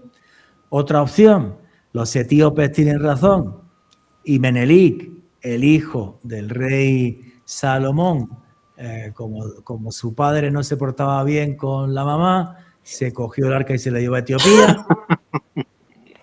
Estuvo un tiempo en la isla de Elefantina y luego en el lago Tana y ahora está en Santa María de Sion. Otra opción, no creo que el arca real esté en Santa María de Sion, aunque los etíopes, si todo va bien, mira, esta tarde estaba mirando, si todo va bien en septiembre voy a Etiopía, voy a estar en Santa María de Sion. Entonces, otra opción es lo de Etiopía y hasta habría una tercera opción, que es por la ruta nabatea de Israel a Jordania. Hay un montón de cuevas y vainas que han utilizado durante muchos siglos también los judíos para esconder cosas, que estuviera escondida ahí. O sea, son como las tres opciones que se pueden llegar a barajar de esto, ¿vale? O sea, eso descarta absolutamente cualquiera de las opciones que da, por ejemplo, Ron Wyatt, que decía que el arca está enterrada una gran cantidad, no son tantos tampoco, eran como 20 metros bajo tierra, justo debajo del cerro donde crucifican a Jesucristo, y que la sangre de Cristo bajó por justo una grieta, que cuando llegó y tocó el arca fue cuando se desata este gran terremoto y todo eso. Eso es cuento nomás. Para mí sí, porque a Jesucristo lo entierran en el Gólgota. Perdón, lo crucifican en el Gólgota. El Gólgota era una cantera de piedra, ¿vale? Que parece ser que el Gólgota real, parece ser, no está claro, pero podría ser que el Gólgota es el que tú ves en el Santo Sepulcro. Esa es una opción. La otra es que estuviera realmente más lejos, un poquito más lejos, ¿vale? No está claro tampoco. Yo siempre digo, mira, yo no había escuchado eso, Nico. Yo lo que había escuchado era que el cráneo de Adán era el que estaba bajo el Gólgota. ¿Ah? Que en el fondo, claro, habría fluido como... Era como el momento de encontrar como al hombre que originaba el pecado con el que terminaba con el pecado original. lo sé. El Gólgota era una cantera. Ujú. Era una cantera, tío. El Monte Calavera, ya teníamos como forma de calavera y tal, que era pequeñito para sacar piedras de De ahí. hecho, por eso le llamaban justamente el Monte de la Calavera, porque Sí, tenía la claro. fama de que estaba el cráneo de Adán ahí. Ujú. ¿Ah? Eso es Entonces, lo que... entonces, entonces el tema es este. Yo siempre digo que Jerusalén es una gran mentirosa, porque tú llegas a Jerusalén y sabes que todo pasó ahí, pero el sitio exacto, un metro más Sí, para acá, 3 metros más para allá, es muy complicado. Mira, yo sí, cuando yo llevo a mis grupos a Jerusalén, les hago una cosa que es la leche. Mira, tú llegas, que es muy espectacular, ¿vale? Tú llegas a Jerusalén y ves el muro de los lamentos. El muro de los lamentos está abierto las 24 horas, tú puedes ir, no hace falta que seas judío, simplemente puedes ir con respeto, te pones una kipa o te da una cosa de cartón horrible, yo tengo mi kipa, me pongo mi kipa, me voy a... porque me encanta, tío, el muro tiene una energía, eso no es normal, tío. Es de los sitios más especiales que puedes ir a ver en tu vida, donde la gente, cristianos, judíos, tal, todo el mundo va con una fe, o sea, y realmente es como si lo tocan y se moviera, tío, es una cosa muy loca, ¿vale? Y yo, además, hago la ruta normal y luego le digo a la gente que quiera que venga conmigo de noche, que hay menos turismo, aunque hay veces que hay ceremonias, movidas y tal. Y entonces, tú ves el muro, ¿vale? El muro es el contrafuerte de lo que fue el segundo templo de Salomón, el que hace así es. Herodes. Es tan importante el templo porque ahí se guardaban esos objetos, porque era el lugar más sagrado para los judíos, porque en el monte Moría Abraham iba a cargarse a su hijo Isaac, se le apareció un ángel y entonces que no te lo cargues, mata aquí un cordero y tal, y cae su sangre, y entonces es la fiesta del Yom Kippur judía y la fiesta del cordero musulmán. Bien, entonces, tú ves el muro, ¿vale? Y lo que han hecho los arqueólogos israelíes es, a la izquierda, han cavado boca abajo, hacia abajo, han sacado otras partes del muro, ¿vale? Que tienes que pedir un permiso y hacerlo con tiempo, si no, no hay forma de entrar, ¿vale? Y luego tú allí ves incluso la reja del túnel que se mete dentro de las planadas de las mezquitas, o sea, que la que no permiten excavar, ¿vale? Eso es por el túnel de los salmones. Por la parte derecha siguieron excavando el muro, dándole la vuelta al templo y descubrieron la antigua ciudad de David, tío.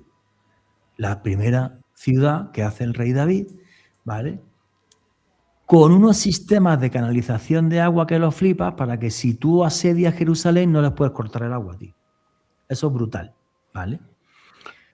Y cuando la gente hace la Vía Dolorosa, por aquí pasó Cristo y esta es la piedra donde puso la mano, todo eso es falso. La Vía Dolorosa está 6 metros por encima del estrato arqueológico de Cristo. Pero si te vas a la ciudad de David, cuando pasas la ciudad de David entera, en la parte de atrás del muro, hay unas escaleras. Las escaleras originales de la entrada al templo. Y yo le digo, tienes todos los peregrinos ahí haciendo la Vía Dolorosa, que se la inventaron en la Edad Media, que no tenía que ver ni con la Vía Dolorosa antigua. ¿Jesucristo pisó este suelo? ¿Sí o sí? Si quiso entrar al templo. O entró por aquí o entró por aquí. Y está además las casetas de los mercaderes que él patea y echa de ahí y tal. Y están las originales, ¿vale? Y estoy yo solo, yo con mi grupo solo, todos flipando, y todos están allí, porque el teatrillo se inventó en la Edad Media, porque tú le tenías que dar una consistencia a los peregrinos para que vieran algo, pero la realidad arqueológica e histórica es otra. Absolutamente. Por eso digo que Jerusalén es una gran mentirosa, pero me encanta, es una ciudad que amo, me gustaría volver a ver si acaba el jodido conflicto de Oriente Medio, que no sé cuánto le falta todavía, y volveré a Israel. Sí. Jerusalén. Sí. ciudad Antes de preguntar, antes de entrar en los templarios, Baalbek. ¿Qué me puedes contar de Baalbek? O sea, estamos hablando de una cuestión ya monstruosa. O sea, si ya en el fondo las pirámides son un misterio en sí mismas, etcétera, su construcción, Baalbek es una columna gigante que no tiene ningún, a ver, ¿cómo te lo digo? No tiene posibilidad de haber sido hecha por mano humana en aquel tiempo. Qué y pena no no se poder- sabe cuál es su fin finalmente. Qué país tan bonito el Líbano, tío. Uf, Cómo me gustaría volver, tío. En fin, a lo que voy. Baalbek está en el Valle de la Bekaa, al norte de ujú, Beirut. Líbano es un país pequeñito, ¿vale? Y allí hay 3 templos romanos. Uno, el de Júpiter Capitolino, tiene la particularidad que está sobre una terraza con unas piedras que no vas a ver en tu vida, tío. Piedras de 650.000 kilos, de 550.000 kilos. sí. Y hay 3 que llaman el Trilitum que pesan 750.000 kilos. Wow. Los romanos, yo tuve un episodio, ahora te cuento, muy chistoso en Baalbek con una arqueóloga libanesa, ¿vale? Esa es la terraza del templo de Júpiter Capitolino. Y encima hay unas columnas enormes, ¿no? Pero eso es de construcción romana, clarísimo. Si tú te vas a la cantera de la que salen esas piedras, que está relativamente cerca, en carro serán 10 minutos, normal. Hay una piedra que los árabes llaman la Gran Piedra del Sur, que es la piedra tallada y movida más grande del mundo. 2 Sí. millones de kilogramos. ¿Me han escuchado bien? Cuando yo hice un reportaje de esto, madre mía, ¿cuándo fui yo a Líbano? En el 2000... No, estaba en el 2005. Solamente había 3 grúas en Europa que la podían mover. Cuando yo hice aquel reportaje, tío. ¿Vale? Y ni siquiera transportar, quizá mover con suerte. Sí, pero moverla para colocarla, pero andar con ella, no, Ya, no pueden. no, Se cansa. no, claro. Entonces, la piedra no es grande, es absurda, ¿vale? Y entonces yo le decía a la arqueóloga libanesa, le decía, mira, tía, que hablaba español perfecto, le decía, mira, tía, eh, la terraza de Baalbek no es de construcción romana. No, no, está clarísimo, porque entonces no sé qué. Y yo le dije una cosa que se cayó. Dime una construcción romana que hayas visto con piedras de 750.000 kilos o con piedras de 650.000. Man, solamente los romanos en Líbano, porque los libaneses romanos eran los más listos, fueron capaces de hacer esto. La terraza es anterior. ¿Sabes lo que es mover 2 millones de kilos? Los romanos hacían castillos, lo que tú quieras y tal, Cada viaducto, etcétera. cuadriculando piedras que eran muy fáciles de mover, porque pesaban 200, 300, 400 kilos, no pesaban más. Y además las fundían con plomo, las podían, o sea, tenían su sistema que funcionaba perfecto y que lo puedes ver en todas las ruinas romanas. Yo he visto ruinas romanas, ni me acuerdo, ¿entiendes? Pero eso nunca. Pero lo más loco de Baalbek pasó hace pocos años. ¿Ya? 2 millones de kilogramos. Y estaba como hundida. Bueno, pues se pusieron a excavar los arqueólogos libaneses. A la izquierda salió otra piedra que es más grande. Simplemente No, estaba tallada, pero no la llegaron a sacar. Sí, increíble. sí. De loco. De No, loco. para mí sigue siendo, Baalbek sigue siendo quizás aún más misteriosa No es que las Baalbek, mismas pero pirámides. ese es el templo de Baco. Fíjate qué diferencia si consigues alguna foto. Yo tengo también fotos. Mira cómo ese que es el templo de Baco, ¿vale? Ujú. Mira cómo en la terraza, perfectamente con piedras cuadriculadas, y luego las columnas. El templo de Júpiter Capitolino tiene una terraza absurda. No es de construcción romana. Es Ya, algo muy más antiguo. Baalbek, la ciudad del dios Baal, que era un demonio, ¿vale? Que le claro. echaba a los Al. niños y tal. No, eso no es. Me lo conozco de memoria. Eso no es. Pero no os preocupéis, que eso lo podéis buscar muy fácil. Templo de Júpiter Sí, Capitolino en Baalbek. Ya. eso. Nico, Y querido, ¿quieres preguntarle ahí a Juan Jesús algo respecto a los templarios? Aprovecha, es ahora o nunca. Sí, No, claro, a mí que me gusta tanto el tema de los templarios y que vi mucho el programa que hiciste acerca de los templarios, que está buenísimo. Quisiera como no, preguntarte, ya un poco para la posteridad, la historia de los templarios es más o menos de dominio Vox Populi, pero lo que pasa después no se conoce tanto. ¿Qué no. piensas tú, por ejemplo, del hecho de que haya venido 200 años después Cristóbal Colón, que aparentemente incluso zarpó antes de la fecha que todos dicen, y que haya traído en las carabelas unas velas que en el fondo son banderas templarias? Sí. ¿Qué posibilidad hay que él supiera claramente con quién se iba a encontrar? que él conociera de antemano claramente las rutas que él iba a tomar y que efectivamente él nunca fuese a las Indias Occidentales, sino que directamente fuera a un continente desconocido. Te lo voy a decir ahora mismo el nombre exacto. Te voy a decir ahora mismo el nombre exacto, que no me acuerdo.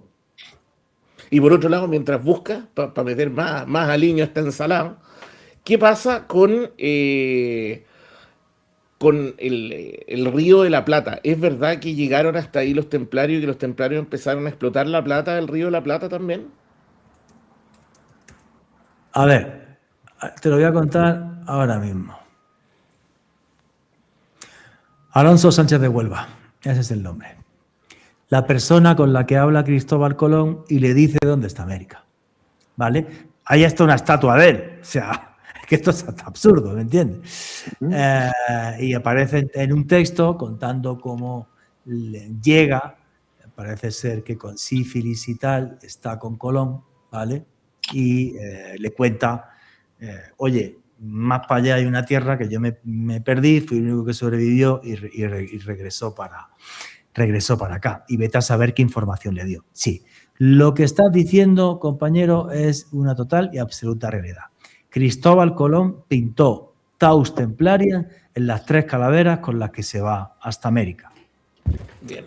En el Museo de Antropología de La Paz, en Bolivia, tienes una figura de un hombre con túnica con una cruz. Precolombino. ¿Vale?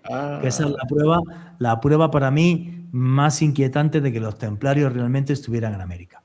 Si te vas a la capilla, al lugar, al testamento en piedra de los templarios, lo último que ellos erigen, que es la capilla de Rosling, aparece una cosa que aparecen mazorcas de maíz, ¿vale? El hecho de que tuvieran mucho dinero, porque en cierta medida son los primeros banqueros de la historia, ¿vale? Tú estás en Jerusalén y quieres llevar 100 monedas de plata a París y tenías 1000 libros. Yo te di un papelito, déjame aquí las 100 monedas y cuando llegas a París tienes 90, pero segura. Si llegas tú, si no te han matado, tienes la plata allí, ¿vale? Y hacen una cantidad de dinero enorme. Ahora, incluso así, el tema es que los templarios arranca el siglo XII, 9 caballeros se van hasta Jerusalén, se quedan en las ruinas del templo y lo excavan. 9 años. Que se demuestra en 1925, cuando un grupo de ingenieros británicos son los primeros que excavan el templo, debajo del templo, y encuentran objetos templarios, excavan el templo, no sabemos qué encuentran o qué no encuentran, ¿vale? Y esta gente, a los pocos años, se convierten en el ejército del Papa, les apoya Bernardo de Claraval, y en 50 años pasan de 2 o 3 encomiendas a 200, una cosa absurda. O sea, con un poder económico brutal que además tiene también otro testamento en piedra, el gótico. De repente Dios es luz.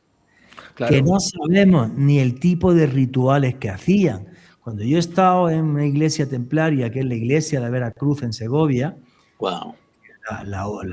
Básicamente ya es la única templaria. O sea, luego el catolicismo lo destruyó todo, ¿vale? Pues en medio de la iglesia hay un edículo, tío. Es una torre que sale de en medio, arriba para sentarse y encima en la bóveda una trampilla como para hacer allí una expiación y meterte en total oscuridad. O sea, nadie sabe cómo eran ni sus rituales porque todo se quemó, todo se destruyó y tal. ¿Existe la posibilidad de que los templarios hubieran llegado a América antes que Colón? Sí. Ya lo hicieron los vikingos 500 años antes y ahí están las ruinas de L'Anson Meadows, ¿vale? En Canadá, que demuestran que hubo un asentamiento vikingo. Y mira, esto de hace pocos meses, que me pareció chistosísimo. Los irlandeses son muy pocos, no sé si son 250.000 o... Vamos a ver cuánta gente vive en Islandia. Yo te voy a decir ahora mismo. Sí, son como 150.000, más o menos. A ver, tiene Islandia. Son muy poquitos, tío. Un poquito, sí. ¿Vale? 402.000, para ser exacto. 400. Bien. Oh. Pues hace poco... Björk y los demás. Hace poco estuvieron haciendo los análisis genéticos de la gente de Islandia y salió una vieja islandesa de pura cepa de toda la vida Wow. con genes indígenas americanos. No. Claro, siempre se Maravilloso. pensó que no se mezclaron. Siempre se había pensado que no se habían mezclado. Y además tú lees la saga vikingas y entonces habla de los escraelingos que gritan y tal, y se pelean y todo el resto. Pues se mezclaron, tío. Bueno, acá hay en un museo chileno hay una pequeña cabeza barbada. Nico la debe conocer seguramente. Una cabecita barbada que se encontró. Tú sabes Sí, sí. que, bueno, en el fondo, Así, un museo lo que no lo se conozco. piensa, ¿no? Te voy a mandar una foto mañana mismo. Te voy a mandar una foto mañana mismo. Y se piensa, claro, que podría ser una evidencia. Acá tenemos un gran escritor, teníamos un gran escritor que falleció hace mucho tiempo, que se llama Oscar von Sieveking. Y Oscar von Sieveking tiene un libro maravilloso que se llama Egipcios, Vikingos y Berberiscos, que básicamente son como las tres teorías. Él ha buscado la evidencia, la ha encontrado de que efectivamente estuvieron aquí. Ahora, yo no sé qué opinas tú de la teoría de que los egipcios hayan llegado, pero los vikingos me parece posible. Y también aprovecho a preguntarte, cuando estuviste en Perú, Los egipcios lo veo difícil, pero dos cosas. perfecto.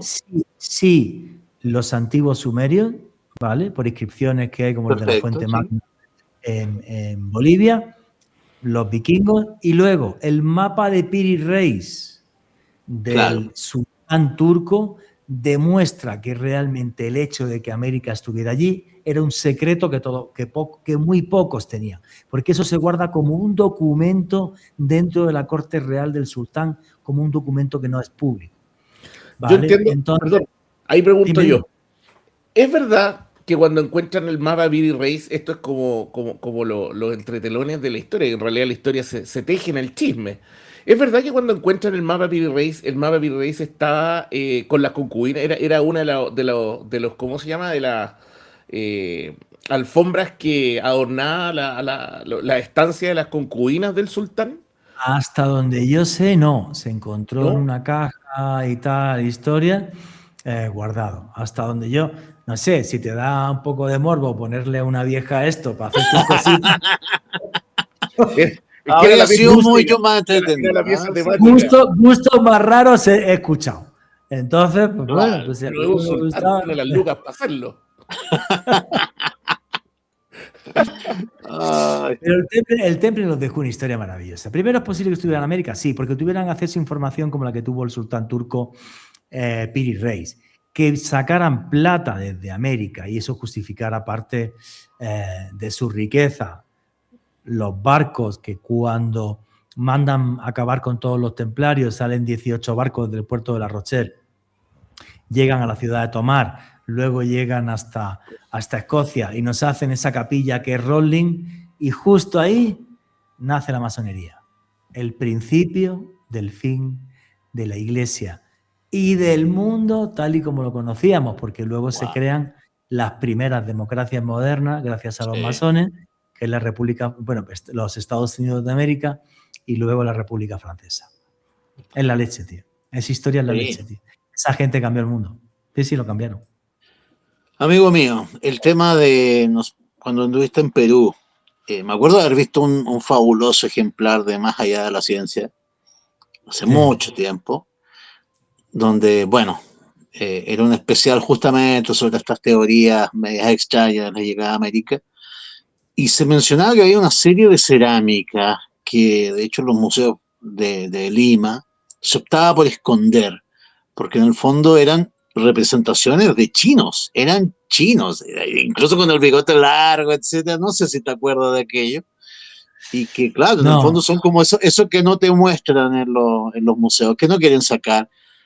Y era demasiado fuerte, o sea, tú veías y esto era una evidencia, pero clarísima. ¿Ah? Era un ciego nomás el que no quería ver de que los chinos habían llegado, por supuesto, que Porque es América. muy fácil. Bueno, Zheng He llegó a China, o sea, a América seguro, ¿vale? Pero antes que Colón también. Pero el tema ahí es el siguiente, tío. Mira, desde las costas de Japón hasta Ecuador, ¿vale? La corriente del Kuroshibo te lleva en muy poco tiempo. Que eso pudiera haber pasado hace miles de años es muy fácil.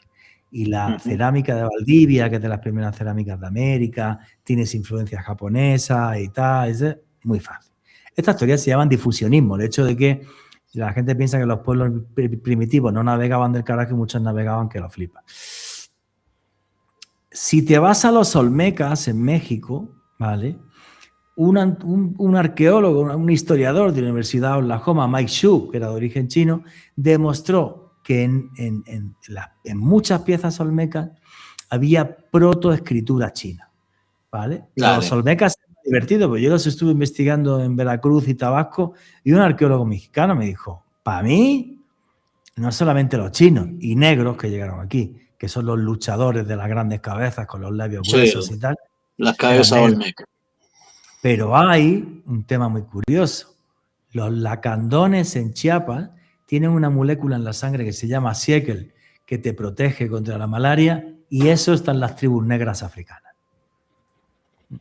Mira tú. Genética, eso no falla. Pero claro, todos nos hemos mezclado. Es que hay una cosa que tenemos ahora, tío. Como ahora nos odiamos por todo, ¿vale? Y tal. Pero la mezcla es buenísima, tío. Nos hemos mezclado toda la vida. Y eso es genial, tío. Y todos somos mestizos, ¿sabes? Y eso es buenísimo. Y eso es buenísimo, tío. Sí, claro. Sí, bueno, claro. con el tema de los mongoles o los chinos que llegaron o los orientales que llegaron a Sudamérica, también se da con el efecto de la cayana. Yo no sé cómo se llama en España, pero los niños chinos... ¿En la cayana? La cayana es una mancha azul que tienen los niños en la espalda cuando tienen, cuando tienen como genes mongoles. Los hijos de latinos con mongoles los niños nacen con una mancha azul en la espalda que después cuando crecen se les va quitando. No lo sabía, tío. Yo tampoco. ¿No conocían la cayana? Sí, pues. O sea, yo entendía que la cayana era otra cosa, pero bueno. No, César Parraguino. No. O sea, estamos hablando de la cola vestigial, estamos hablando, etcétera. Mira, aquí está, tío, lo estoy buscando, sí. Una marca de nacimiento de color azul, gris azulado que aparece en las primeras semanas de vida. Generalmente en la espalda o en los glúteos. No había escuchado eso en mi vida. Mira, estoy viendo estas fotos, tío. Y de hecho, y de hecho es más, porque los que son como descendientes, entre comillas, más puros, digamos, esta mezcla más pura, los niños chinos mezclados con genes latinos son... le tienen... no resisten comer habas. Les da alergia alimentaria. Ya. Eso es genética. Es lo que me pasa a mí con el cilantro. Odio el cilantro, tío. O sea, es que me parece la cosa más repugnante del mundo y es genético, tío. Así va a ser, claro. No, te lo digo. Son reacciones de mezcla, pues Yo me hice un análisis genético. O sea, yo mandé mi saliva a un laboratorio en Estados Unidos para que me hicieran un estudio genético, que mi estudio genético es bastante estúpido, porque soy como un 94% andaluz, o sea, del sur de España, andaluz, un 4% italiano, y luego el otro 2% es una cosa como árabe, bereber y judío askenazí. Pero bueno, desde hoy día tengo un 1% chileno también, ¿viste? Eso. No, sería la hostia, tío. Por supuesto. Andaluz como mi maestro. Oye, Andaluz Oye, como mi maestro. para ir... ¿Como tu maestro de qué? Juan Tamariz, mago. Era buenísimo. Claro, aparte de ufólogo es mago. Está vivo. Juan Que eres mago. Juan Tamariz era buenísimo. El humor que tenía haciendo magia. Era buenísimo. Increíble. Pero está vivo todavía. 85 años tiene Juan Tamariz. Qué fuerte. Sí, yo soy un admirador del humor español. Me encanta el humor español. Sí. Es un poco soez, ¿eh? Muchas veces muy soez. Hay que decirlo, sí. Debería ver el chileno. O sea, solamente Camilo José Cela puede haber escrito un diccionario de cornudo, por ejemplo. Sí, era buenísimo. Sí. Era buenísimo. Amigo mío, oye, wow, por tiempo te voy a dejar, pero por favor hagamos esto más seguido, ¿sí? Más seguido. Amigo, cuando quieras, tío. Yo te tengo que entrevistar también para Noche de Misterio con Juan Jesús Vallejo. Cuando quieras también, por supuesto, por supuesto. Así que, bueno, ¿qué más que decirte? Gracias. Te has pasado, gracias a vosotros. Es un placer. Gracias a vosotros. Yo te dije que si iba a ser nada, todo era nada, o sea, por supuesto que sí. Contando historias. Tú me decías, pero ¿cuánto? ¿Media hora? ¿Una hora? No, tomemos el programa completo, sí. Va a faltar tiempo. Sí, sin problema. Y aquí me tienes para lo que quieras y para mí es un placer hablar con amigos. Y me encanta Chile. Amo Chile. Echo de menos comerme una buena centolla y un buen loco. Ah, ¿Vale? Bueno, cuando quieras. yo también. Me gustaría volver, Sí, tío. Me gustaría. vale, Y un día vale. tenemos que hablar de la isla de Pascua, que es un tema Mira, que me encanta. hagamos un especial de la isla de Pascua. Que ese sea nuestro Sí. primer especial, yo ya con nombre y apellido. ¿Te parece? Hasta tatuado salí de la isla de Pascua. Mira. Ah, Ah, miércoles. mira. Ah, muy bien, muy bien, muy Oye, bien. Claro. Excelente. Juan Jesús, tú llega nomás a Chile. Te puedes quedar en mi casa cuando quieras. Sí, te quedas aquí, Muchas gracias. armamos algo. En qué ciudad vives tú? Nos vamos a Puerto Montt a ver a César. Este vive Nunca he en estado en el Santiago, yo vivo en Puerto Montt.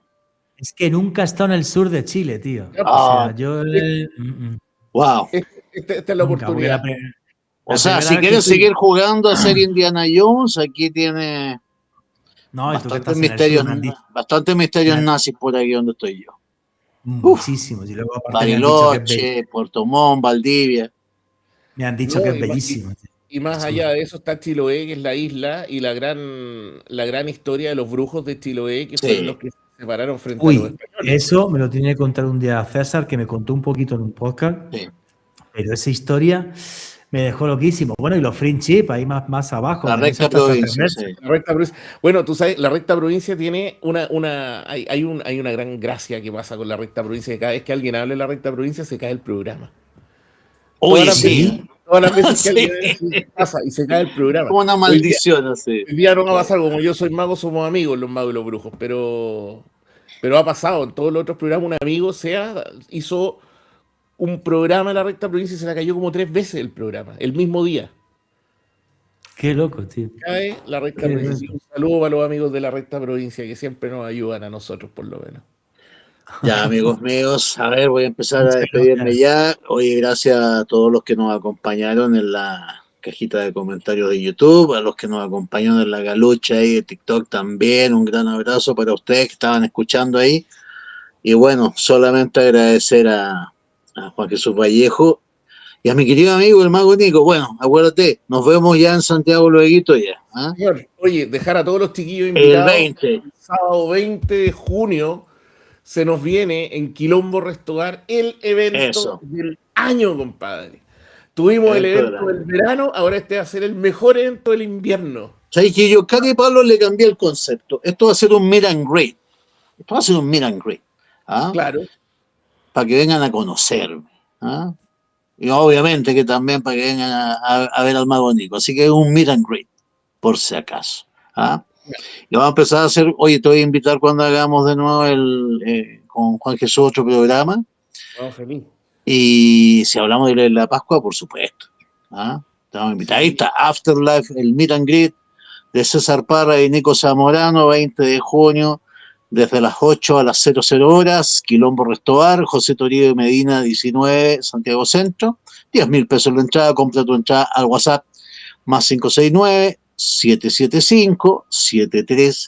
569-775-73995. Amigo mío, un gusto, gracias por haberme El hecho gusto, la pañe no, para pero hablar siempre, con mi gran amigo Juan Jesús Vallejo. el gusto siempre es mío. Dejar a todos los chiquillos súper invitados a Afterlife. De repente uno Eso, dice de 8 a 12 es mucho, crean.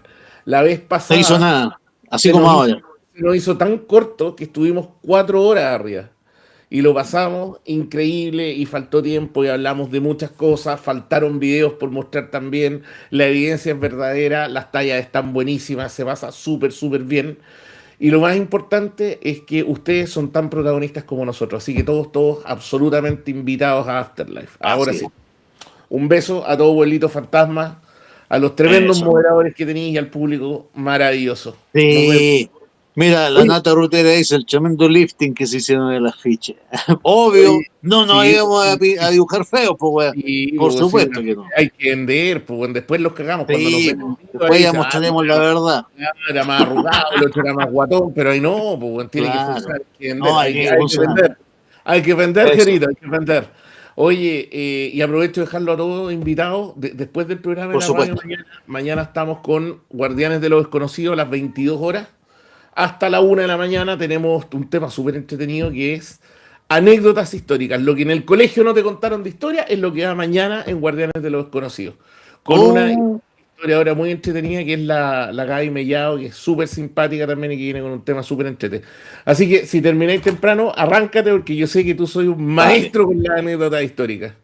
Ya, compadre, ya. Ahí vamos a hacer lo posible. Así que eso. Ya, chicos, nos vemos. Gracias por hacer la página hasta ahora.